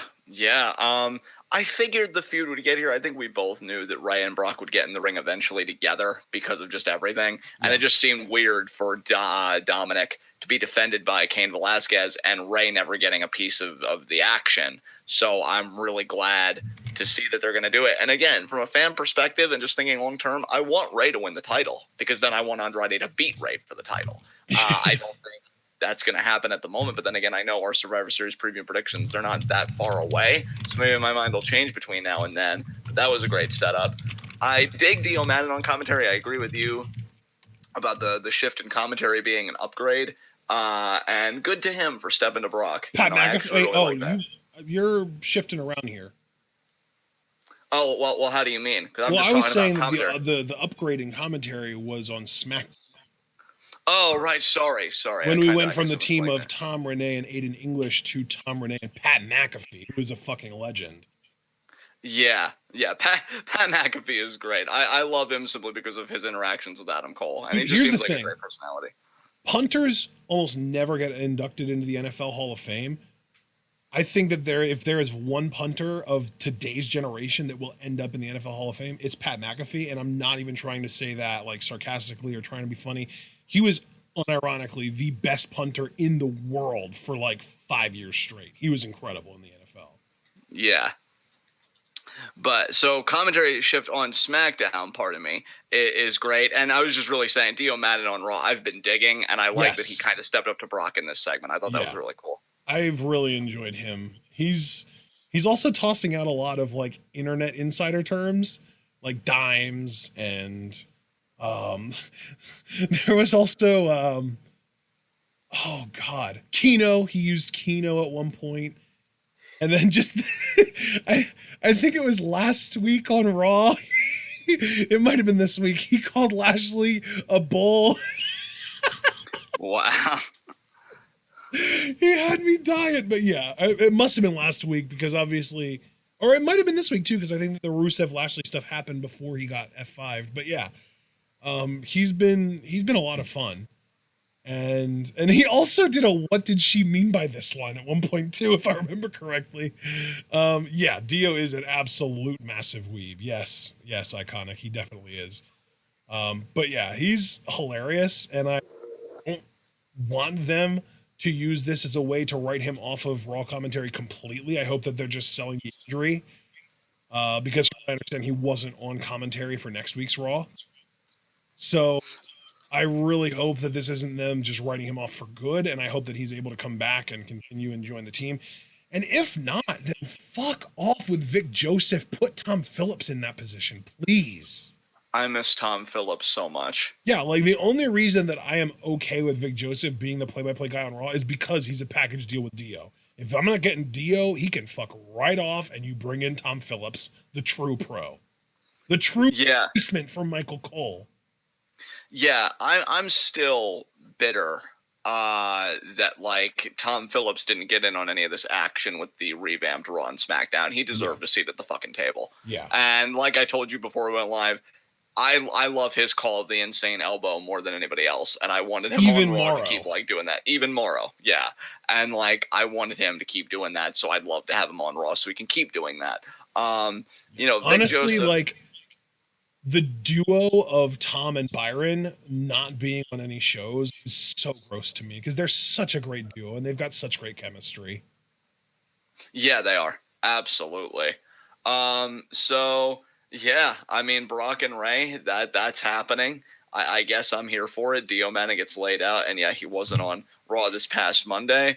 And yeah, just a lot happening as we barrel towards Survivor Series. So what else are we going to talk about? So now I'm just going to kind of follow Shayna Baszler. So we start on last week's episode of SmackDown. We had Bayley versus Nikki Cross for the SmackDown Women's Championship. And Bayley actually won with a headlock driver. I don't know if you took note of that, but Bayley won with a headlock driver. You know, she got a whole bunch of help from Sasha, like distractions and knocking Nikki off the top rope and stuff like that. But she ended up, the final move that she did, her finisher now, is a headlock driver. But then Shayna Baszler showed up. She took out Sasha, kicked Nikki out of the ring, and then attacked Bayley, beat her up, hit her with a couple big knees, made a statement. That was the first real sign that NXT was invading Raw, or invading SmackDown, rather. I loved it. Yeah. I loved it. They made Shayna look so great. Really, Shayna had an amazing freaking week. Yeah. Friday to Friday. She had an amazing SmackDown, amazing Raw, and another amazing SmackDown tonight. Yeah, dude, I've been loving how she's been booked, and I love it too because like she feels dominant, very similar to how a Ronda Rousey would feel dominant, but she just carries it so fucking well. And she can talk. Oh my god, can she talk? Yeah, yeah. She's not out here cutting promos like she's in a rush to get done and go home. Exactly. That's what Ronda does. It's amazing seeing a person that's like so complete with the credentials that she has, because now whenever she beats somebody's ass, like it's just compelling fucking TV. It's just so fucking good. So yeah, I've been loving how she's been portrayed recently. It's just been very entertaining to witness for sure. So total tangent here, total sidebar, and I apologize for steering us off course. Mark said Jerry Lawler can fuck all the way off, replace him, and it just made me think of him calling Humberto Carrillo a jumping bean on Raw this week. That's gonna be an oof from me, Chief. So God damn. It is. It is really bad. God damn it, Jerry. He just can't help himself at this point. He's just so old. He really is, dude. He really is. I wonder if Nigel would be available. Because, like, imagine a Raw team of Tom Phillips, Byron Saxton, and Nigel McGuinness. Holy shit. That sounds fucking incredible. Right? Like, I think, isn't the NXT UK team right now Tom Phillips and Nigel McGuinness? I'm pretty sure it is. Yes. So, like, Tom would have all the chemistry with both of his broadcast partners. It would be perfect. And like, why would you deprive us of that? By the way, I know you're. Well, I know you're not. Well, yeah, and like I know technically like you're not, because it's on a product, but like, you know, totally leaning into the. Well, yeah, two of them are, but like, you know, leaning into the gimmick here, you know, we're the only ones that matter, and we don't watch NXT UK, so like, you're depriving us, and I don't understand why. We deserve that. Honestly, though, I might even be more willing to check out NXT UK now, knowing that that's the commentary team, because I just am not the biggest fan of Vic Joseph. Yeah, like here's the thing: he's not even necessarily terrible to me. He's no, not I don't think terrible, he's terrible. Like, I don't think he's terrible. He just kind of bores me, and sometimes he annoys me, and that's it. Yeah, yeah, I'm kind of the same way. It's like, sometimes it's just like, oh, and then really in general, it's like Tom Phillips, you can hear how passionate he is. Morrow, you can definitely hear how passionate he is. And like, I just don't really get that from Vic Joseph personally. Yeah. So it just doesn't connect with me at all. So yeah, that's pretty much where I'm at. I guess what else are we talking about here? Well, we're sticking with the women's thread, so now we can talk about the Becky interview that Shayna interrupted, and how they both said, "Oh, we're going to keep our eyes on Bayley," but they're much more focused on each other. I thought this was a great promo by Shayna. Yeah, definitely. This was good shit. You know, Shayna's very confident. Becky, of course, is on top of the freaking world right now. I think she's still the top women's act in the company, and maybe even still one of the top acts, period, in the company. And I like Bayley's kind of role as like definitely a very credible, recently turned heel, which, by the way, just to kind of circle back around very quickly, I did see that her finish was a headlock driver, and I'm here for it. I think it's a good fit for her, and it's definitely not the Bayley to belly, so she's really shed her old image completely. Yes. Which yeah, that's awesome to me. So I'm totally cool with it. And yeah, Bayley's just kind of being the afterthought, which she shouldn't be. And yeah, I just think it's going to be a really, really great women's match at Survivor Series. Becky versus Shayna versus Bayley. I'm hyped for that, dude. I think it's going to be great. Yeah, absolutely. That's honestly, that's low key a potential match of the night candidate. I'm really excited about that. So what came after this? This week we had Bayley and Sasha on SmackDown talking about how they put NXT's women's division on the map, and that Bayley is pissed that Shayna and Becky aren't really even acknowledging how much of a threat she is. They're just saying, "Oh, we're going to keep our eyes on her." But yeah, you're going to keep your eyes on me when I beat your asses. And then we got Sasha versus Nikki Cross, and Sasha has a new remix to her theme with a Snoop Dogg verse in it, and it's amazing. and Sasha ended up submitting Nikki with the bank statement, but then Bayley went to attack Nikki, and Shayna showed up and beat her ass too. So Shayna is, first of all, very much singling out Bayley. Like, she does not give a fuck about anyone else. Like, she took Sasha out last week just so that she wouldn't stop her from attacking Bayley, and she just kind of kicked Nikki Cross out of the ring. This week, she practically saved Nikki Cross from the Bayley beatdown. So yeah, man, Shayna really going after Bayley, and I've noticed that it's kind of interesting to me. She's going after Bayley in a physical way. She never laid a finger on Becky. Yeah. So while her words might be saying like, "Oh, I'm going to keep an eye on Bayley, but you're my real threat," her actions are suggesting that she perceives Bayley as the real threat because she's going after her, trying to hurt her before the match to weaken her. Either that, or because we know Shayna to be more of a heel on NXT, maybe she's too afraid to come at Becky, and it's just more, well, I can handle Bayley, or like, I don't know. But that is an interesting point you bring up all the same. I'm really looking forward to seeing how these three women are going to interact with each other, and especially Shayna, Becky, because they've definitely really given that more emphasis, and they've made that feel like a really big deal. So I'm excited. I almost wonder if it's going to be like a Jamie Utami Saya Ida situation, where Becky and Shayna will be so focused on each other that they'll end up teaming up just to get rid of Bayley and then go right back to fighting each other, and that's how Bayley will end up sneaking out with the win, because they're going to basically just be trying to just get rid of her rather than trying to beat her, and she'll end up beating one of them. Yeah, I think that's exactly where I am, practically verbatim, with how this match is going to go. I think you took the words right out of my mouth. Yeah, totally. Awesome. Glad to see we're on the same page. All right, so then we got, this was so good. I actually, you know what? I'm going to save that. I want to save that for the area. I want that to be the last thing that we talk about. So I'm actually going to isolate that just to make sure that I remember to come back to it. So we got Miz TV with Tommaso Ciampa. They went back and forth on the mic and then had a match, which Ciampa won with the fairy tale ending. Anything to say about that? Really cool to see Ciampa in action on SmackDown again. He's worked so hard to kind of get himself back to this place, and he's still got it. Like, he's still fucking amazing. So this was really cool. Yeah, and I think it was Mark earlier confirmed that these Survivor Series matches are going to be triple threats. So that my mom's alarm's going off. That being said, I think that Ciampa is going to be a staple of Team NXT in that match. I think it's going to be like Ciampa. I don't know if Cole is going to be in a match to defend the NXT title, since he's been doing that so much on TV, or if he's just going to be in the 5-on-5-on-5 match. But I really think that specifically Ciampa, Lee, and Riddle, and maybe Dijakovic and Priest are going to be the NXT reps. If not Dijakovic and Priest, it'll definitely be Cole and Strong, since they're singles champions. Right, yeah. But there's also a chance that they could defend their titles on that show. I don't know everything that we're getting, but I think that those three guys, specifically Ciampa, Riddle, and Lee, are locks to be a part of Team NXT.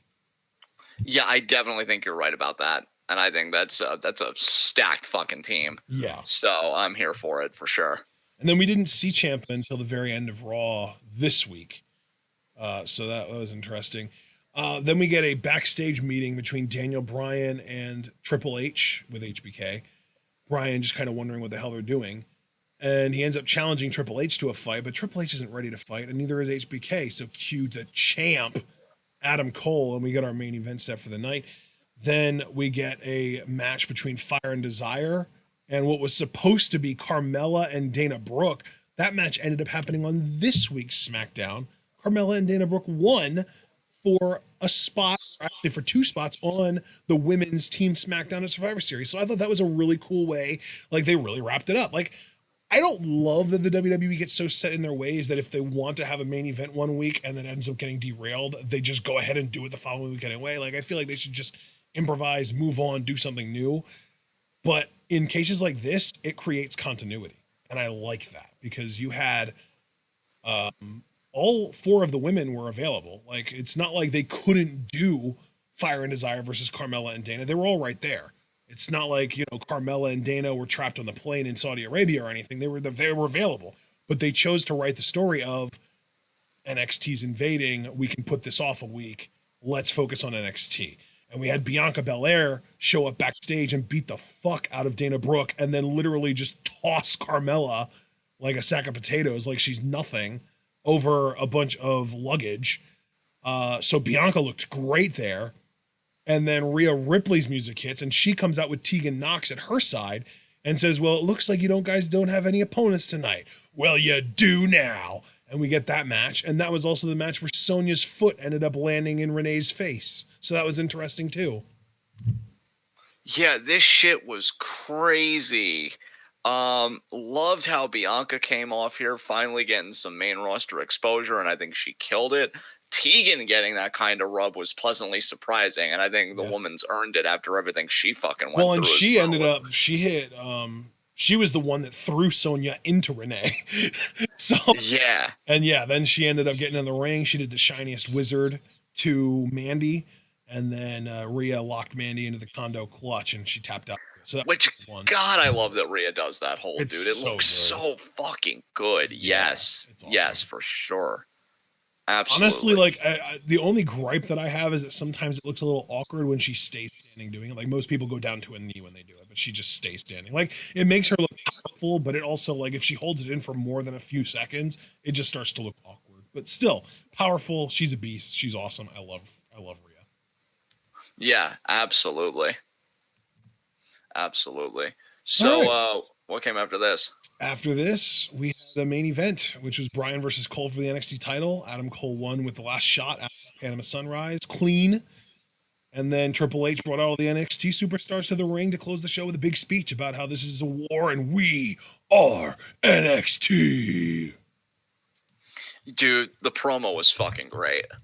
I honestly, when he was doing that, and then on the Raw where he was trying to pump up Seth, which we'll talk about very soon, I was just thinking, like, where does Triple H rank as far as the best mic workers of all time? Like, he has to be in the top 10 at least.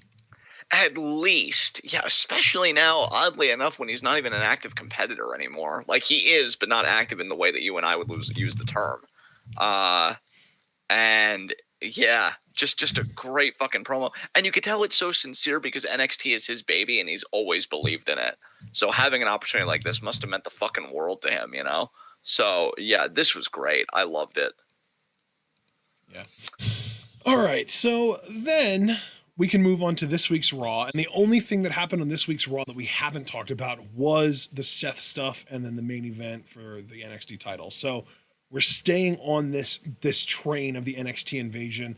So Seth comes out for the first time after losing the Universal title, talks about how, you know, he feels like he doesn't know what's next for him. And then Triple H comes out to try and recruit him back to NXT.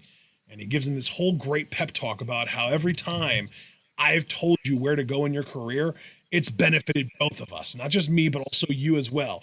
You ended up being the first ever NXT champion. You ended up being in the most dominant faction since, I would say, Evolution. You ended up becoming the WWE champion, Money in the Bank, all this great stuff that you got because I gave you direction. Let me give you direction again. Join Team NXT. And Seth was just like, he was really mulling it over. And then Triple H said, you're either with me or you're against me. And then the Undisputed Era come out. And then the OC come out because the OC, like, they're heels, but they're also, like, defenders of their brand for some reason. Like, they're heels, but they also have, like, this major sense of, like, it's almost like turf war. Like, it's like sense of like defending their turf. Like, it's a brand loyalty. And they're the first team, like, they're the first people to immediately be like, oh no, you're not doing this shit on our show. And they come out to chase off the Undisputed Era, but then Dominik Dijakovic and Damian Priest attack the OC from behind, which allows the Undisputed Era to join back into the fight. And we have a 6-on-3 beatdown because Seth doesn't get involved. Seth's in the ring this whole time. Nobody goes after him. He doesn't try and help Raw. He's just still, like, having this internal conflict, like, am I Team Raw or am I going to join Team NXT?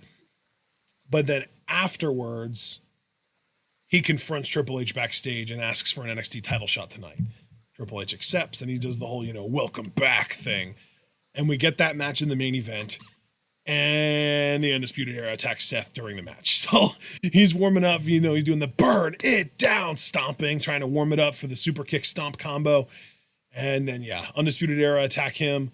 And then the OC hit the ring. And then more people from NXT, including Ciampa.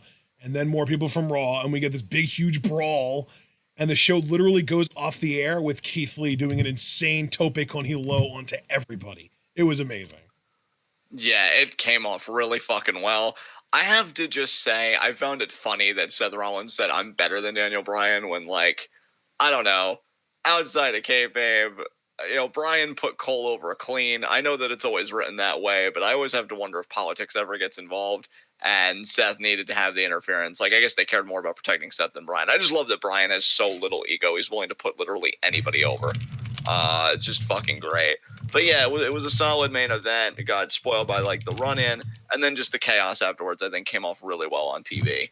Yeah, because we had Ricochet do his thing, and immediately, like 30 seconds later, Keith Lee does it, and it's just like, well, Ricochet's was cool, but look at this huge son of a bitch.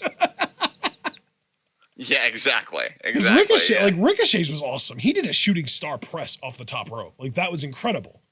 Oh my god, Ricochet is so fucking good. But then Keith Lee at 340 comes out and does a tope con hilo to everybody, and it looked elegant too. Like, that's the craziest thing to me, is that it's not like it was like a sloppy, like when Roman used to do the dive, or when John Cena used to occasionally dive onto everybody, especially Cena. It always looks so clunky. Keith Lee, man, that dude glides, and he's 340. Are you kidding me? It's so wonderful to see Keith Lee getting more of these opportunities. I mean, between the interactions with Dijakovic and now this stuff with Survivor Series, I'm just happy to see that he's really getting this exposure with people, because it's fucking awesome. Yeah. And he's fucking awesome. And it just came off fantastic on TV. And I hope it's converted like a lot of new fans, because a lot more people need to bask in his glory. Yeah, I went there. So bask in his glory. Yeah, you know it. So what came after this? That was the main event of Raw, so we can move on to SmackDown from this week, and we opened the show with a shitty Baron Corbin promo on Roman Reigns. Did you see this? God, yeah, I was actually very attentive to SmackDown this week, knowing we'd be doing this tonight. And I wish I wasn't. I was going to say, I'm so sorry. I definitely wasn't. Yeah, because, like, that I've been kind of on the fritz with WWE lately, and I'm not apologizing for it, because it was a long time coming. Yeah. But I thought, because we both work so hard on this podcast in different ways, whatever, and I didn't want to leave you in the trenches, so I'm like, fine. I don't want it to be a complete carry job by your excellent face. Definitely far more excellent than this fucking promo. So I'll pay attention. And to be honest, I know I've always joked about turning heel on you. Hearing this promo, I really wish I would have pulled the trigger. I'm like, fuck. Wow. Thanks, bud. I'm like, damn. Because now I feel exposed. Because now I feel like, oh, sure, you say you want to turn heel, but then you listen to Baron Corbin promos because you care. And it's like, shit. Nobody wins in this situation, least of all me. So it kind of sucks. No, not even kind of. It definitely sucks. Yeah. Yeah, it's pretty fucking horrible, actually. It's funny because, like, normally they give baby faces this level of trash material. They didn't even wait for Corbin to turn face. They're just like, we know you're still a heel, but you're still not going to be cool. Yeah, because, like, yeah, that was the thing too, Mark's right. They replayed this in the second hour. Yeah. Right down to the fucking dog on the Titantron doing the Chihuahua barks. And I was just like, don't you fucking dare be proud of this. Don't you fucking... Dude, Vince was pissing himself laughing at this segment. Yeah, you know it. You fucking know it. God damn it. Fuck. Yeah, I haven't even really said anything specific about it because I don't want to talk about it, because if I do, that means that it definitely existed. And I want to go to bed tonight thinking that, I don't know, it was just some monstrosity of my imagination, but I know that's not the case. And it really fucking bothers me. How could you, like, because we've been out of PG for a while now, right? Like, I'm not saying we're doing, like, Attitude Era level shit, but the rating is TV-14, right? How the fuck does this pass? Did you just say TV-14? No, I'm pretty sure we're still PG. Okay, then it makes a bit more sense, because you could clearly tell who their demographic is for these fucking burns. I mean, yeah, the demographic is like old fucks. Like the average viewer is like 60 years old for these shows.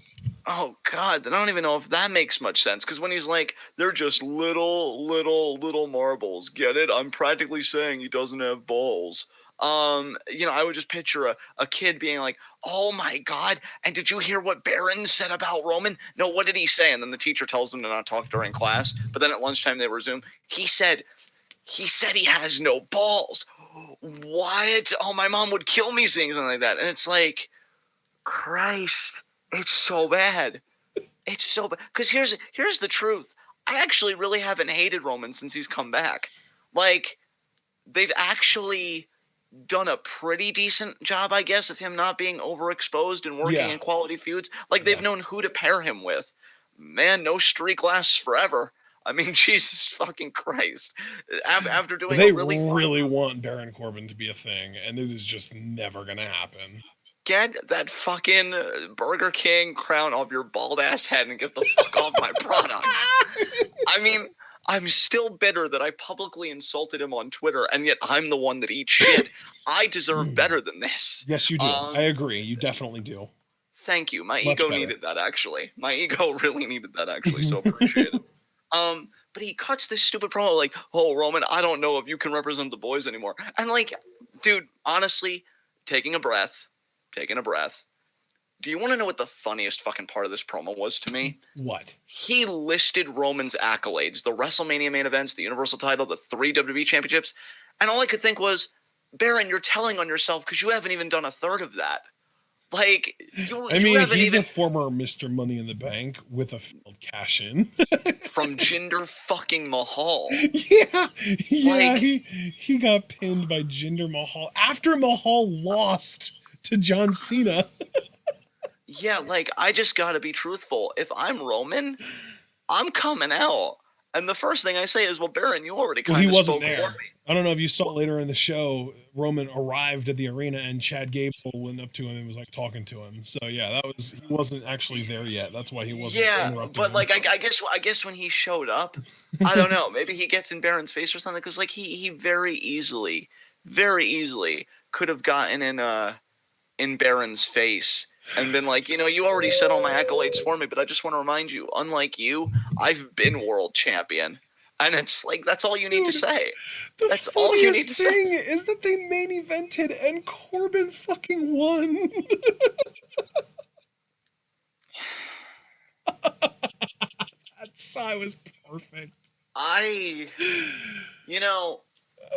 made a lot of mistakes in my life.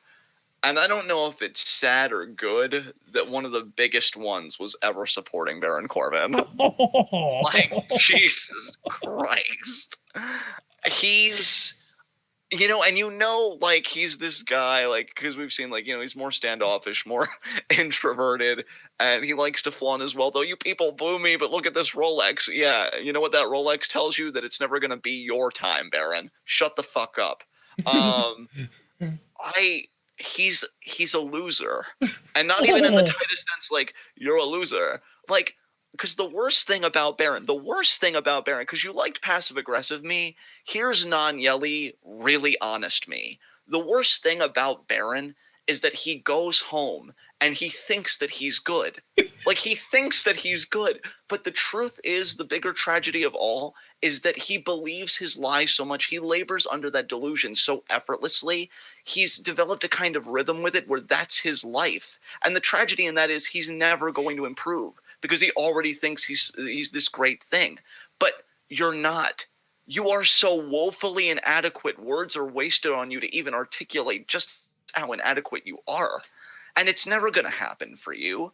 I mean, have you seen you? You carry around this scepter, you wear this cheap-ass crown, and you list another guy's accolades who mind-numbingly you beat. And I wonder, Baron, if it pierces your heart like a knife, saying WrestleMania main events, world championships, everything, when that was never going to be you, even when we all believed it was, because we all make mistakes. But why have we all woken up but you? he sucks so bad, and it just sucks that he'll never know that he sucks, because there's nothing more offensive to me as a human being that has to share this planet with fucking other people than people being unaware of how fucking horrible they are. Like, Jesus Christ, you are one of the worst things I've ever seen in my life. Literally, if it came out tomorrow that you got fired, the business would considerably improve. And I'm not even just talking about WWE, I'm just talking about the wrestling business. You contribute nothing to it. Oh, and it's really sad. No, he would get booked by AEW, and if them, Impact, and if not them, Ring of Honor. We're just working our way down the ladder here. I don't know, Baron. You're so terrible. I'd probably actually applaud you doing the job to Cody Rhodes. Probably. Oh God, I feel like if he would go to AEW, he would get better, and I would actually be more entertained by him than I am by Cody. You know, I guess just to put it as tiredly as I can, I just feel like your existence is an indictment on all beautiful bald people everywhere, because you just bring the aesthetic down so considerably. Namely Daddy Ciampa. Like, how you and Ciampa can exist on the same plane, it offends me. I mean, I feel like the baldness and the maleness is pretty much the only stuff that they have in common. Yeah, and Foster, if you weren't so devastatingly handsome and just beautiful as a person, I would probably really have words with you right now. But the thing is, you're right. Baron does exist to make me eat crow, and maybe that's what pisses me off worst of all, is that I know deep down in my fucking soul, in fact, I'd say it's probably the greatest conviction I have, intellectually or otherwise, that you are shit. That you are never going to be good at your fucking job the way that other people want you to be good at your job. And yet, paradoxically, you prove me wrong, and it just angers me so much. I hate you, Baron. I hate you so much. So is that a fuck you of the week? Probably. Probably. Like, because that's the thing, dude. And Luna Corbett, like, yeah, exactly right. Because, like, I was on the Baron train, and I thought, like, the moveset's fine enough because it's fucking WWE. It's not New Japan. Dude, he's honestly, it's like he's the new Orton. Like, we know that he can be entertaining when he tries and when he gets good material to work with, and he's capable of putting on entertaining matches. He's just shit. Like, that's where Randy Orton's been for the last, like, 10 years or so, where, like, if you give him something that he can really bite into, he's great. Otherwise, he's garbage and boring and just... Honestly, Baron, the best thing you could do for yourself, because Ashton just gave you the layup right there. I never want you to admit in an interview that you tried at everything that you did, because, good Lord, that would be horrible and telling on yourself in the worst way. I need you. The five most damning words that Baron Corbin couldn't utter at this point is, I gave it my all. God, no. God, no, please. Please, God, no. What a tragedy of human fucking potential. Oh my God. You know what? I'm just gonna get more mean-spirited the longer this goes on. So let's just move on. Well, no, you're not, because we're about to get some really good stuff. I promise. Okay. Actually, let's get the shit out of the way first. Tyson Fury came out and thanked Braun and said that they should be a tag team, and then the B team came out. And before we talk about the fact that Tyson Fury is still a thing, I fucking love Bo Dallas. Everyone knows. What was it? B team stands for, what did he say? Doesn't B team still stand for best, or did he say something? No. He had a different thing. B team. Oh fuck. He said no. He said B team stands for something that didn't start with a B. It was hilarious. Let's see. I'm gonna see if I can pull up a recap that might have it on it, because I know it was in the second hour. So let me see if I can find it. He said, I'm sure someone in chat is going to say it before I find the answer. Yeah, I'm monitoring chat too to see who comes up with the answer first. Fearless. He said B team stands. Said everyone knows that the B in B team stands for fearless. Bo, man, and even Axel was just like, "Hey, you idiots!" Like, these guys are so underrated. As just like, I want them on my show every week, but like WWE doesn't know how to put somebody on their show every week without giving them a title. It's really annoying. Yeah, I don't need the B team to ever be champions. I never needed them to be the Raw Tag Team Champions in the first place when they won them. They shouldn't have. But I just want to see them on TV more. Like, they're so entertaining, and they should be allowed to be entertaining without needing to be champions or in a championship picture. Like, oh goodness, they're just so good. I just love them. So, yeah, they're pretty great. But yeah, they get their asses beat by Braun, and then Braun and Tyson pose at the top of the ramp, and that's pretty much the extent of it. Putting aside that Tyson Fury's a piece of shit, do we want to talk about, and maybe I'm missing something, because again, I've been standoffish with the product, I won't deny that. I really did try and make more of a concerted effort to pay attention tonight, because I knew we'd be doing this. So I could be wrong, and call me out if I am. Didn't Braun not only lose to Tyson Fury at Crown Jewel via countout, didn't he power slam Fury after the match? Oh, and then left the ring? I didn't watch this thing. Okay, I didn't know, though, even if you, read recap, because I know I at least did that. I kept up with it via no DQ, even though I didn't watch it, and I'm guessing, you just didn't read anything then. So if somebody in chat could just tell me, didn't Braun lay out Tyson post-match? Because I only bring that up because how do you do that? And then, because I thought Tyson was going to sucker Braun, as a receipt. I don't forget. And when he said unfinished business, it's he's referring to Crown Jewel. He didn't like that Braun got to, stand tall in that way. He's going to try and knock Braun out or something. And then it segues into this, and I'm I'm just rubbing my temples counterclockwise because I'm just that's so awful. That's just why? Yeah, I'm seeing right here on Wikipedia. Strowman was unable to get back in the ring before the count. Thus, Fury won the match by countout. Following the match, Strowman performed a running power slam on Fury. So then, first of all, why would Tyson want to team with Braun? And then second of all, why would Braun even be receptive to that idea when you were so mad you lost him the way that you did because it was bullshit? And then you're still angry at Tyson because he's a boxer entering a wrestler's world. No. Oh, God. I got to be honest. If we were doing a classic TWitWoW and the whole segment by segment thing, which I mean, we kind of are, but in a different way, this totally would have been a heat of the night for me. Yeah. Because it doesn't make any fucking sense.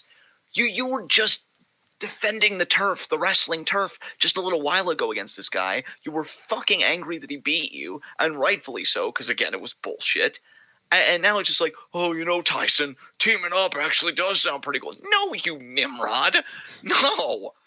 Yeah, I think that it's easier to justify Braun being willing to team with Tyson than the other way around, because Braun got what he felt he deserved. He was kind of able to, vent his frustration with Tyson by doing the power slam. So that you could call that Tyson got his comeuppance, we're good. But why would Tyson be cool with Braun? Dude, you beat him fair and square, and then he attacked you after the match. Why are you okay with this? Yeah, you shouldn't be. And more importantly, I just want you to go away. I know he said recently in an interview, I'd like to work with Brock Lesnar. And you know what I even thought? I'm yeah, just monopolize all of them in that one match so that everybody else could have a fucking turn with, world titles and big fucking spots. Do it. I don't care. And maybe we'll win because an asteroid will randomly come into the arena and annihilate them both. I don't fucking know. But I'm tired of him already. I didn't even really like it to begin with when I read up on him. And then I love too, because I looked back on the wiki because I wanted more specifics. And he's I've said some really bad things in the past, and I'm trying to grow as a person. Bro, the stuff that you said wasn't even that long ago, and I'm not even going to repeat it here on this podcast, but you don't just change that quickly, I don't think. So I don't like that WWE is platforming a person like that, but then again, they're already working with the authoritarian repressive government, so there's no limit to them. So yeah, this whole thing was horrible. I wish it wasn't on my computer screen. I wish I could kill it with fire, but it's happened. It's done with. And yeah, the less I see of Tyson Fury, the better. That's my fucking thoughts on that. Yeah. All right. Now that we're done talking about that, let's talk about the New Day, who cut a promo and then won the SmackDown tag titles from the Revival. I want your take on this, man. How did you feel about this? Honestly, a little disappointed because I like the New Day, but y'all couldn't wait until after Survivor Series so we could get our Revival versus Undisputed Era versus Viking Raiders match. Really? Oh, God. Yeah, you ruined it. Aw. Yeah. I didn't like it for a completely different reason, but thank you for giving me even more of a reason. Holy shit. Yeah. Was your reason just Kofi being content being back in the tag team division now? Yeah, essentially, because it seemed like they were doing a different character beat with him. Somebody pointed out to me on Twitter a while back that they had a segment where they were like, doing the whole pancake thing backstage. But when the interviewer asked Kofi about losing the WWE title, Kofi was like feigning being okay, but like you could see in his hand he was crushing a pancake. And then losing the one tag match and then losing the gauntlet match at Crown Jewel, it's like, oh, are they really doing a character beat where Kofi not even necessarily turning heel, but maybe saying, with Woods out injured and me not performing, like, I know what I need. I need a rematch with Brock Lesnar. I just need to challenge for the world title again, and that'll get my head straight. Like, I thought they were going there, and no, now they're already tag team champions again. Yeah. So not only do I not like it for that, but now you've added fuel on the fire, which I don't say that in a blaming way. I'm grateful you brought that to my attention. And it's like, I like the New Day, and maybe I'm kind of stepping out of line here. Am I the only one that's kind of getting tired of this revolving door and really want them to do something new now that Kofi's achieved the apex as the world champion? Like, I think now would really be the time, especially with Woods being injured. Maybe, I'm not even saying break up or turn heel. Why isn't Big E pursuing a singles title? Why aren't I just feel like we're right back in familiar territory again. Content. And it would be, and again, content. And, that would be fine if it wasn't detrimental to other really promising things on the product, such as that match you just mentioned that has now been changed. So, yeah, I'm not here for any of it, honestly. Like, that's I was really excited for that match. And, like, I'm sure it'll still be a good match because the Undisputed Era are just fucking tag team gods and can make anything work. And, like, the Viking Raiders are really, really good at what they do. And I think that the New Day are really, really good too. But I just wish the Revival would have been there for the sake of, like, we've never gotten a proper Revival versus Undisputed Era match. And that wouldn't have been a proper version of that, but it would have been a tease of it, and it would have gotten me excited. Yeah, we can't have nice things, man. It sucks. We can't ever have nice things. And the interesting thing is, actually, no, never mind. I was about to say the Undisputed Era guys might not hold the tag titles after TakeOver, but they're not defending them, so yeah, they totally will.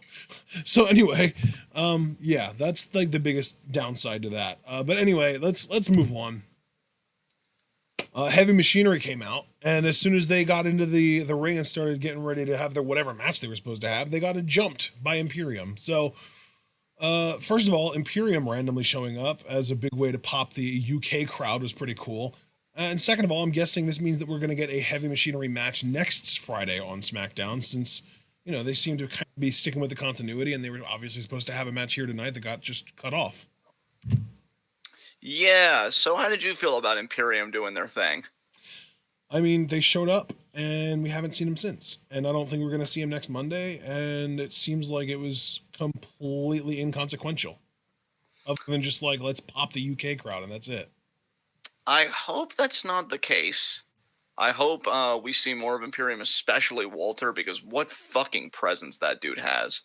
Yeah, like if we're gonna do the world title triple threat, I would rather the NXT UK champion represent NXT than the NXT champion. Like, I would way rather have Brock versus The Fiend versus Walter than Brock Fiend Cole.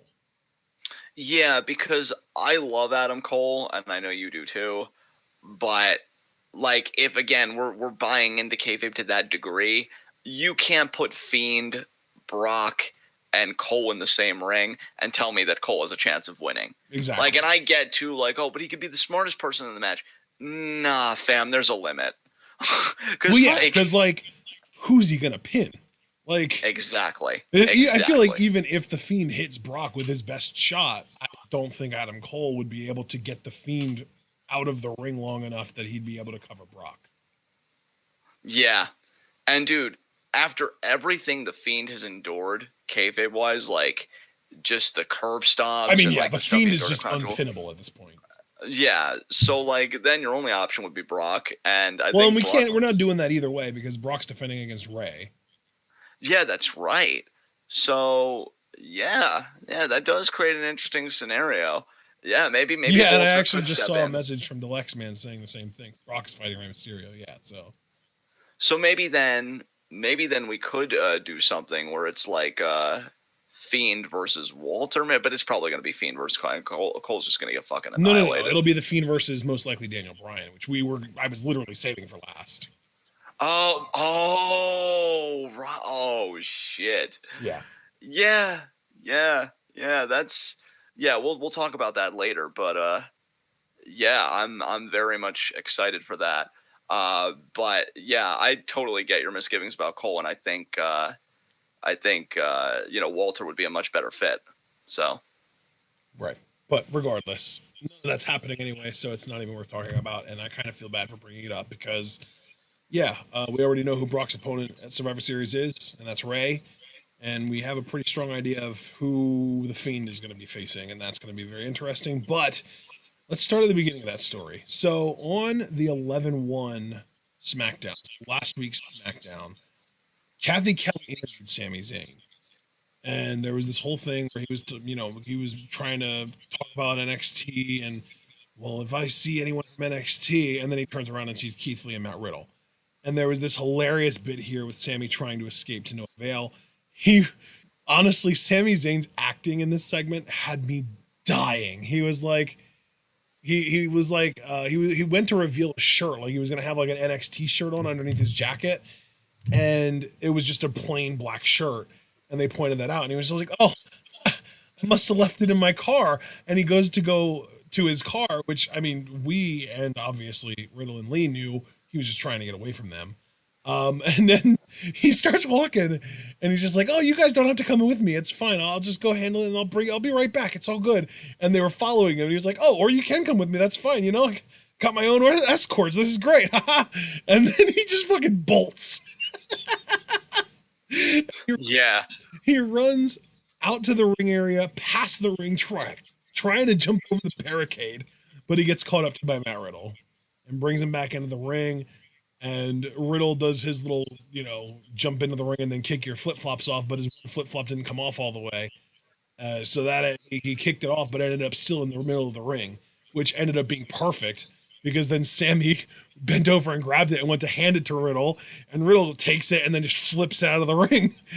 So it's very clear what his intent is. And Sammy tries to throw the first punch, and Riddle ducks it, grabs Sammy's other hand, and spins him around into a ripcord knee, and then does the Bro Derek, which is basically a tombstone, a gotch style tombstone pile driver. And then Riddle does a moonsault from the middle rope onto Sammy. And again, this was hilarious because we saw Sammy just going, "Oh my God, oh my God," while he was holding his stomach on the ground after getting moonsaulted. Sami Zayn's a fucking legend, dude. Sammy is so fucking good. And it was great seeing Matt Riddle on the main roster. Yes. This whole adding NXT to the Survivor Series thing, I wish I could be like, oh, they should have done this forever ago, and they might have made it work then, but I feel like this is the perfect time with how stacked the roster is. Yeah. The perfect time to introduce a concept like this, and it's making these guys look fucking fantastic. Yeah. And Sammy is just so freaking good at what he does. I've been loving his work lately. I thought I would hate him being more of a manager, like talker kind of role, because I do enjoy seeing him wrestle. And man, before he got injured, I'll never forget how badly I wanted him to win the title before he got injured. But man, he has killed it. I think Sammy. What kind of injury is he dealing with? I think shoulder based. Oh. I think last I read. And yeah, I think he's one of the best acts in the company, honestly. And I really think every bit of praise we give him on here is more than deserved. And I think he made Keith Lee and Matt Riddle, their stuff look fantastic. And I love the stuff he's doing with Shinsuke and company, which we'll get into that. And yeah, it's great, man. I love all of it. Yeah, Sammy has wrestled one match at a house show since September, and that was on October 21st. And he lost to Buddy Murphy at a house show. So, okay. Yeah. I don't know what with him, but regardless, he's very entertaining. And that brings us to this week, where he's trying to recruit Daniel Bryan again, because we had the whole thing 2 weeks ago where, Lawler was doing or was it Lawler? It might have been Jerry, or no, it was Michael Cole, I think. Basically asking Bryan, like, is the Yes Movement back? And Sammy cut him off, and he was just like, you don't want to go back, you want to move forward and all that stuff. Well, he's still trying to recruit Bryan here, and he invited him out to ringside to see Cesaro and Nakamura in action. and we get that match. It's Cesaro and Nakamura versus Ali and Shorty G. Holy shit. The fact that those words just came out of my mouth. But then Nak and Cesaro do win with a lot of distractions, and Nakamura wins with the Kinshasa to Ali. And, Brian actually did come out to watch it, so he saw the whole match and then he went back. And then we saw backstage later on, Zayn again trying to get Brian to admit you don't want to go back to the yes movement, you want to move forward. But then the Fiend showed up and attacked Brian. So I'm gonna let you handle this one, brother. I'm here for it. I love the Fiend. Brian is great. And dude, here's the thing. How long have you and I been saying we wanted a rematch between Bray Wyatt and Daniel Bryan because of how fucking amazing their Royal Rumble match was? And even though it's not Bray Wyatt, it's the Fiend, and the Fiend operates by completely different principles, it should still be a really fucking great match. And that's the thing too, is like, who better to put over your new dominant champion than the guy that's been putting over fucking everybody lately? And this is perfect because there was this whole thing, like we were dreading with Survivor Series coming up. Oh, they do the whole champion versus champion thing. Or would they give Fiend the win? Which I would still like to see him cross paths with Brock and win, but I don't want him to cross paths with Brock if he's going to lose, which is why I'm happy about this. And that's, I think, another reason why the introduction of NXT is so fucking great. Yeah. Because now we don't have to worry about it. Dude, I think this match is going to be awesome. I'm really, really excited for it. Brian is one of the most selfless people in the company, which to me in this day and age makes him one of the greatest of all time. On top of the fact that he can fucking talk and work and everything else, all wrapped in a selfless human being. The perfect worker. I said it. The perfect fucking worker. You couldn't be more well-rounded than he is right now. And yeah, Fiend definitely needs this, because if we're not going to start talking about title defenses until after Survivor Series, this is the best filler you could give him. I have nothing but good things to say about this. I think and the thing is, dude, if they wanted to do a story arc with Brian, because I don't know how far ahead they plan. They like to fly by the seat of their pants, but we also know that they plan WrestleMania main events at least a year out. So I don't know how far ahead they plan, but if they're planning on doing a story arc with Brian, there are a few different ways that they could approach this match with the Fiend that it could be incredibly interesting. Because if they want to have Brian have a more traditional match with the Fiend where he's the clear baby face and he's doing the yes chants and he's getting the crowd into it, and he does the knee plus and then a little bell lock, or the yes lock at the time it would be, and the Fiend just powers through and beats him regardless, that could be the moment that Brian realizes, like, no, Sammy's right. I need to stop living in the past. I need to move forward and join him. Like, that could be interesting as hell.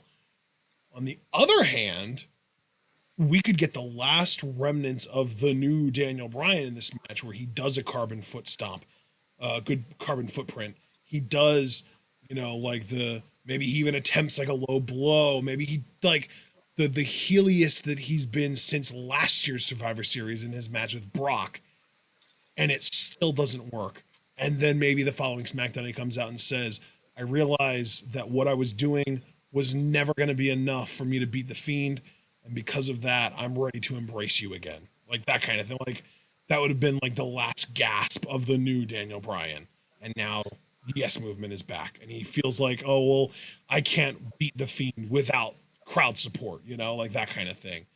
Yeah, especially because Brian is still on SmackDown and Fiend's still on SmackDown. It was to say that their match has to be a one-off at Survivor Series. Right. It could be the start of a bigger program. They could. I mean, and the following pay-per-view is TLC. So, like, yeah. And then maybe if they did a TLC match, see, I would hate it because I don't think the Fiend should ever benefit from interference. But because WWE doesn't think the way that I do, I could totally see maybe Sammy costing Brian the title for snubbing his offer to run with him and Shinsuke, and then you get the big, No, what were you going to say? And then you get the big... And then you get the big program between Bryan and Shinsuke, culminating in the match that they've both wanted for so long at WrestleMania. Well, what I was going to say then was, or Bryan... The first thing where Bryan tries to use the crowd in the match against the Fiend and then fails and then joins Sammy and then wins the title because Sammy... It's a fucking ladder match. Like, you can beat the Fiend in a ladder match because he doesn't actually lose. Someone just beats him up a ladder. Like, who cares, right? Yeah, exactly. Yeah. So if you're going to give the Fiend an L on his record, the fact that it's in a match where he doesn't have to lose is perfect. So Bryan could win the WWE or the Universal title in that moment and become like a super mega ultra Grand Slam champion, because I think he's held literally every other title that the company's ever had at this point. and, Yeah. and he could do it with Sammy's help, and we could get him kind of reinforced as like this, like almost like a reluctant heel character, and maybe even around Royal Rumble time, the same time that he did the cage match thing with the Wyatt family, where he turned on Bray and got the huge reaction. Maybe we could have him realize this isn't right. This isn't the way to go. It's not working. I don't like it. It doesn't feel right, and embrace the fans again.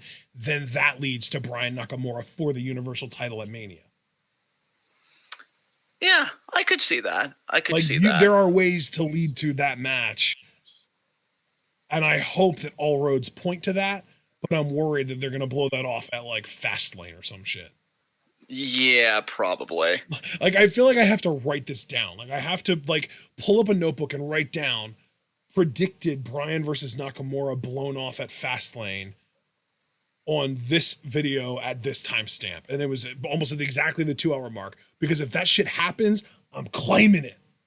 Yeah, as you should, friend. As you fucking should. So yeah, I can't wait for it. I'm hyped as hell. What came after this? That was, I told you I wanted to save that for last, man. So that's it. We're good. So then comes high spots and low shots.